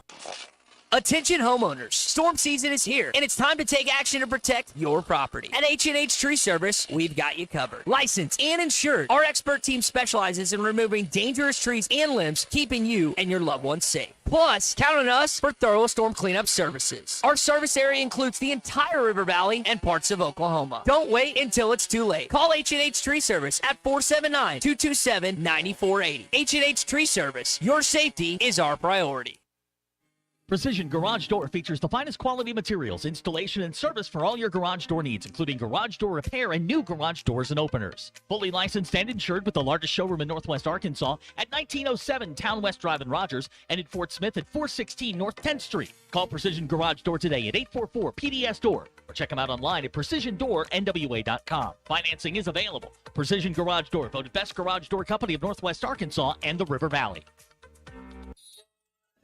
I know we're always on the go, heading to Fayetteville, Little Rock, Oklahoma City, and you need a place to fill up. But not just for gas, I need snacks, drinks, and a restroom that doesn't make me throw up. That's why my new favorite pit stop is Jam Mart number 10, located at 6201 Grand Avenue on the way out of town. I can't stop by without getting something from their hot box or a fresh made burger. That's Jam Mart number 10, located at 6201 Grand Avenue in Fort Smith. Your home for every Razorback football, basketball, and baseball game. ESPN 95.3. Bum, bum, bum. Your Jesus is saving. I'm spending all my days. Crowns, landscapes with the languages of saints. Spinning like toys on Christmas Day. Inside, still alive with the other absentee. You're listening to Halftime with Phil Elson and Matt Jones. Want to jump in the conversation? Call or text ESPN Arkansas on the McClarty Daniel hotline, 877-377-6963. Now, here's Phil Olson and Matt Jones. All right, into the home stretch of halftime here on a Monday. And I guess we can get into the Caitlin Clark thing here, because everybody's got to get into this. You can't have a conversation about this without people calling someone else stupid or laughing at their opinion or anything like that. And I don't enjoy the discourse at all. So for that reason, and maybe that reason alone, I'm actually kind of glad she's not on the Olympic team, because that's all it would be. It would be the Caitlin Clark goes to France Olympics, and that's all anybody would want to talk about. So the U.S. women, Phil, they've won 9 straight gold medals. They're going to win the gold medal if Caitlin Clark's on the team or not. The one stat that I did hear was there's not one single player on this Olympic team that's under the age of 26. So they're a veteran group of girls. I'd seen that this is an outlier team in terms of the age, in terms of nobody younger than 26. And there was one guard. I think it might have been Kelsey Plum, but there's one guard on the team that hasn't played a game yet in the WNBA. And the WNBA is like NHL. Well, not this year. She's played 3 years. I meant this season. Okay. So she might be hurt for the tournament. Is what I'm saying, because the WNBA, they're like hockey. When they have the Olympics, they just take off for like 47 days because so many of the players go play. I think she's handled it well. There's front office people. There's other people that are involved in that deal for some reason. I kind of like having an extra spot and taking the best college player. Like if you could just have an extra spot. I think if anything happens leading up to it, if there's a guard that gets hurt or something, she'll be a call up. I mean, you'd want her there for the experience, because my brain goes do we know she's an alternate though? She's going to be there the next 4 teams. Exactly. So it's. Maybe she needs to catch her breath. Maybe I don't know how she doesn't. Diana Taurasi, this is her 5th Olympics. Is Taurasi better than her right now? Like if you put it up because of experience, or what are you looking at? 7 years ago, absolutely she was better than Caitlin Clark. I think I saw there is a rookie that's on the 3-on-3 team. Cameron Brink, who played at Stanford. Yeah, the Los Angeles Galaxy are her first round pick. Mm-hmm. And she's on the 3-on-3 team. But I mean, that's a different thing. That's 3-on-3 basketball. It's not 5-on-5 basketball. And I think there's different reasons for picking one person over the other. It's just with Clark, this is she more than anybody is a bit of a distraction in this case. I mean, just think of the conversations that have happened with Clark, even in the last 3 months, even before the season started. Going back to last year, it's independent of her. I don't think it's anything that she's doing other than just being a great player. And yeah, she plays with attitude, but show me a great player that doesn't. There's just something about her that attracts this amazing amount of spotlight, which I've never seen before from a female athlete. And man, you don't see a lot of male athletes that have this kind of spotlight and this kind of controversies, which are always surrounding her, she's not bringing this upon herself. You get an Indiana congressman who's sending a letter to the commissioner of the WNBA because of the hip check from Kennedy Carter.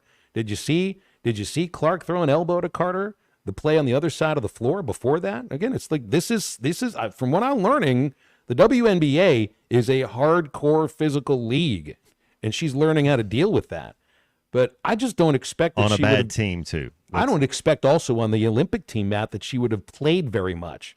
So then that becomes part of the story too. But that's also a story that lasts throughout the entire Olympics. Why is Caitlin Clark not playing? Why is she only playing 3 minutes? Why has she only been out there for 5 minutes? This is totally different than the Christian Laettner situation from '94 from '92 from the Barcelona Dream Team. You can't point to that because a condition of having pro players was to have one college player. This is a totally different situation. I don't know that a condition right now. I just think she might have been I really think if I'm getting into the selection committee's mind here, and it's Dawn Staley, Simone Augustus, Delisha Milton-Jones, Jennifer Rosati, and Bethany Donovan are the members of the selection committee that made these choices. I think they're looking at a little bit of a lack of experience in the pro game. And I think there's something to be said about the attention that she would garner just by being there? Is this about growing the game? She's kind of growing the game independently of anything that happens in the Olympics, just by the spotlight that she's brought to the WNBA. I think she would take some attention away from the stars on this Olympic team and what they would be doing, the ones who would be playing. I don't know. I think she's handled herself with nothing but awesomeness. She's been poised. I would have no reason. I mean, her talent. She's talented enough to be on that Olympic roster. But like I said, they've won 9 straight gold medals. It'd be just like nobody asked why Christian Laettner didn't play because you're winning every game by 17. It's the same concept. Nobody's going to be asking where it's just part of it's a total way to be a part of the team. And I don't understand why you wouldn't have her on the team. But these other girls, they've earned the right. They've earned the right, but the team's going to win the gold medal with or without her. 877-377-6963 if you have thoughts on that. Scott says you bring Caitlin Clark because she brings the eyeballs. But does she bring the eyeballs if she's sitting the bench? That's part of what I'm saying here. Or does she just bring more argument and anger because she's not playing? That's what I mean about a distraction about this. You know, it's not the conversation about the game you just played or the players who are getting minutes or what they've deserved to do that. It's all this anger back and forth about her. Well, Isaiah Thomas wasn't on the 92 team, and he should have been. But he was also kept off. That's what I think. There's some politics going on with this. Dawn Staley. I mean, there's politics going on where they're just kind of like, we'll make her wait a little bit. I think they might have their feelings hurt a little bit. But Isaiah Thomas, 100%. Chuck Daly was the coach. You know, like you look at it, but there was a couple guys on that team, maybe just one, that didn't want Isaiah Thomas. And so there could be one of those leaders up there. Could this have been a player? I think there's something like that goes into it. The girls that have already been there, the girls they already trust, all that going in, they're like, hey, one more run. I just think there's something else behind the scenes because it's not about her talent or her ability because, she's going to be on – she's healthy, she'll be on the next 4 Olympic teams. Well, we certainly will be watching her in the Olympics, just not this year. And – how many years did you say that? It's in L.A. next. Taurasi's on there. Is this her 5th Olympics? This is her 5th Olympics, yeah.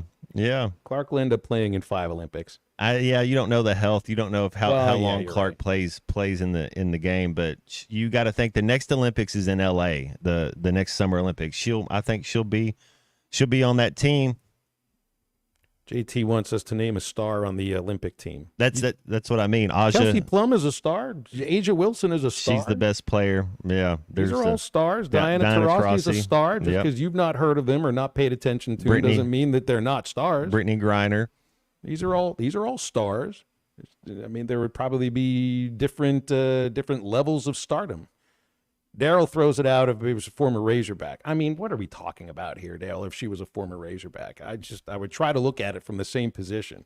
Well, they kept Shaq off that 92 team because if you think about it, Laettner got on the team, but the best college player was Shaq. Like if you're talking about who's going to go in on the Olympic team and is going to be a force, man, Shaq would have been that. Ooh. Even as a college player, he probably would have been a bit of a force. Laettner. He had Orlando. Him and Penny Hardaway had Orlando in the NBA Finals in their first 4 years. Then they had to play the I'm Back game, the Jordan number 45 game. I'll tell you how I'd feel if she was a former Razorback. I would try to look at it from the same perspective that I usually come from, which is why did they make the decision that they made? Not this is how I want it to be, because I don't really care if she's on the team or not. But why did they make the decision that they made? It's usually the perspective I come from when you question about why should somebody be in left field or third base or right field. It's let's try to get into the mindset of the people that are making these decisions. Why did they make the decision that they made? These 5 people, they know women's basketball probably better than anybody that's listening to this show right now. Why do you think they made that decision? That's independent of wherever she played college or if she would have been a former Razorback or not. And flipping it that way, it doesn't add to the conversation at all. Hey, once the Olympics get started, you can put all your favorite, you can put some money on Bet Sarazen for anybody that wants to put a little wager on any sporting event. The Olympics are on there as well. Got college football preseason props, NBA finals. You got the last game of the Super Regionals and the College World Series coming up soon. NBA, NHL finals, all sorts of stuff you can put money on right now on BetSaracen. Use your Apple iPhone. Just download from the App Store, Google Play for Android users, or any web browser, BetSaracen.com. Stay with us. We'll wrap the show up right after this. This is Halftime. Nothing says summer fun like fishing with a Phil Bobber with the family. America's favorite floats by Phil are available in a variety of sizes and colors. These premium balsa wood floats are made by the thousands at Pradco in Fort Smith, Arkansas. They are great at detecting the slightest bites by fish and work great in tandem with crickets and redworms. Available at Walmart, Bass Pro Shops, Academy, LureNet.com, and tackle shops everywhere. America's favorite floats by Phil. The tailgating scene on a perfect fall day in the natural state. Calling the Hogs with 75,000 plus as the Razorbacks run through the A. And all the things you love about football game days are near. Football season tickets are now on sale for marquee matchups against Tennessee, LSU, Ole Miss, and longtime rival and new SEC foe, Texas. Slant, caught, touchdown, Arkansas. Experience game day on the Hill and secure your seat and tailgating space by visiting ArkansasRazorbacks.com or by calling the Hogs at 800-982-HOGS.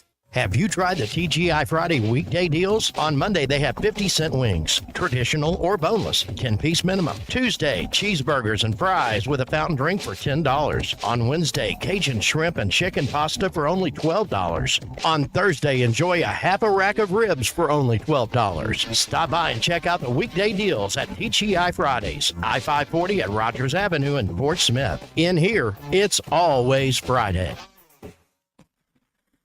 USA Fireworks is a leading firework wholesaler in Arkansas with over 35 years of experience. Located in Mulberry, right off 64. They offer an impressive selection of top-of-the-line products from the best brands like World Class, Brothers, Winda, Raccoon, Cutting Edge, and Black Cat, ensuring a spectacular display for every occasion. Whether it's a big city event or just a family gathering, USA Fireworks is dedicated to delivering the best show at the best value. If you're interested in buying a wholesale fireworks show, visit our website, usafireworks.org. Come get you some. 2728 Townsend Avenue is your off-road and performance center headquarters. They've got everything from lift kits, wheels, LED light bars, UTV parts and accessories, winches and tires. Need general 4x4 repair? No problem. Come get you some has one of the largest 4x4 shops in the States. They do it all, from installing a bug shield to building some of the baddest off-road machines in the country. Call them today at 782-6833. That's 782-MUD. Or check them out online at cgysoffroad.com. Come get you some. When you need legal help, turn to the law offices of Craig L. Cook. With over 40 years combined experience, the Cook Law Team works for you. If you've been injured in an auto accident, hurt on the job, a victim of nursing home negligence, or need help with bankruptcy, Social Security, wills, trusts, estates, or family law issues, Craig Cook will go to work for you. Call us today, 479-783-8000. The law offices of Craig L. Cook with locations in Arkansas and Oklahoma. We work for working people. Hey, Ty Richardson for Dallas Street Dental. Refuse to compromise when it comes to replacing missing teeth. Dr. Bill Ligon at Dallas Street Dental can make your smile look, feel, and function almost exactly the way it did before you lost any teeth. In some cases, even better. Dental implants function like your natural teeth and make it possible for you to enjoy those juicy steaks this grilling season. Look younger and smile with confidence with dental implants from Dallas Street Dental. Schedule your free implant consultation today at 479-452-6600.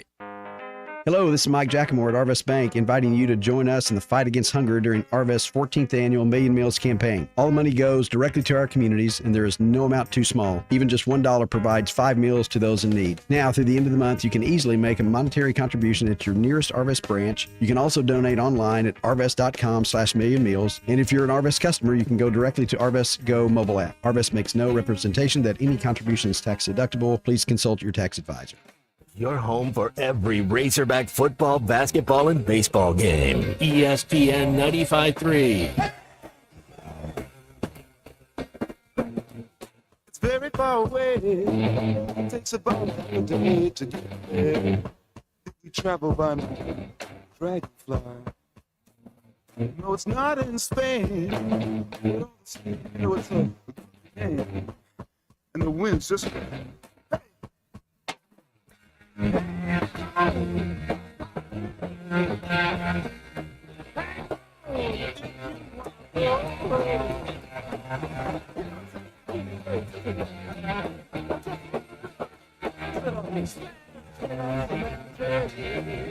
Welcome back into Halftime Live from the Crabtree RV Studios. Crabtree RV Center in Alma, where we make your dreams come true. All right, time to wrap it up here on halftime as we take you up until 2 o'clock for Ruskin and Zach. The Eastside Liquor Halftime podcast coming out shortly, and I guess we'll do this all again tomorrow at some point, right? I'll log in at 10:55.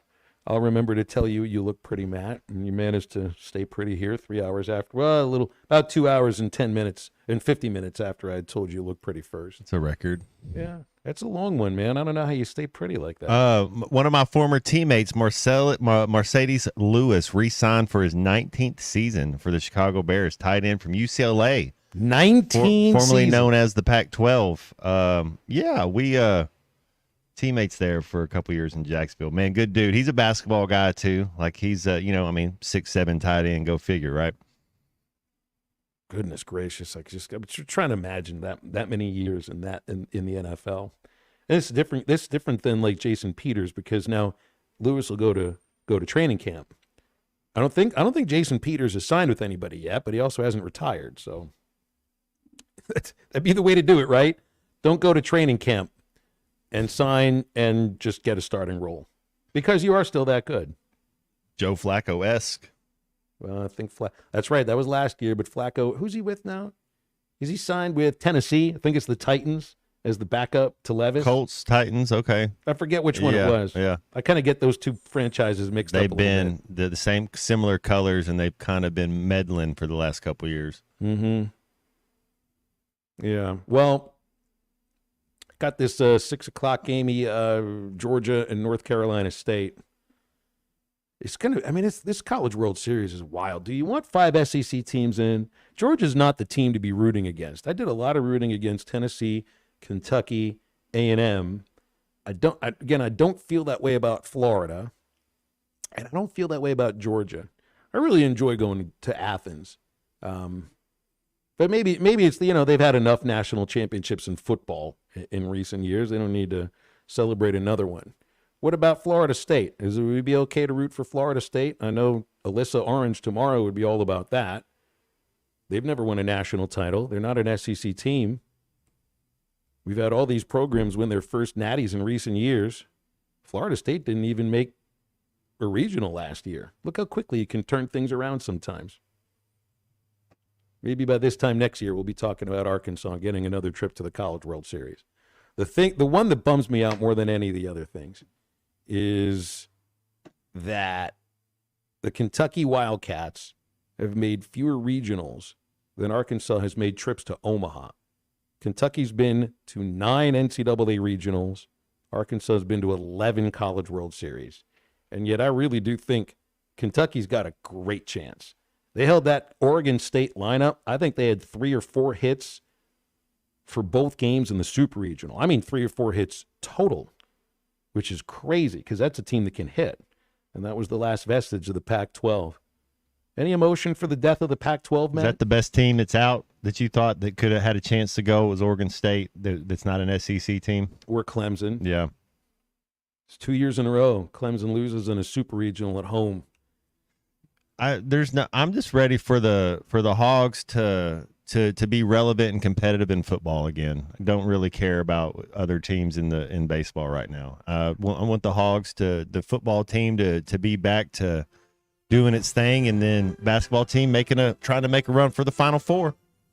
Well, we're ways off from that. I mean, a ways off from the actual football and basketball season starting. So I'm going to start. Ooh, let's feel that. It feels like air conditioning air finally coming through. It's been a while since cold air has blown through those air gates. Good work today. Fired up about it. I have more good work for the air conditioning guys who are up in the attic right now. For Matt Jones, for the C Unit, formerly known as C Maverick, I'm Phil. Thanks for listening today on Halftime. We'll see you tomorrow. Get up, get out, and get better.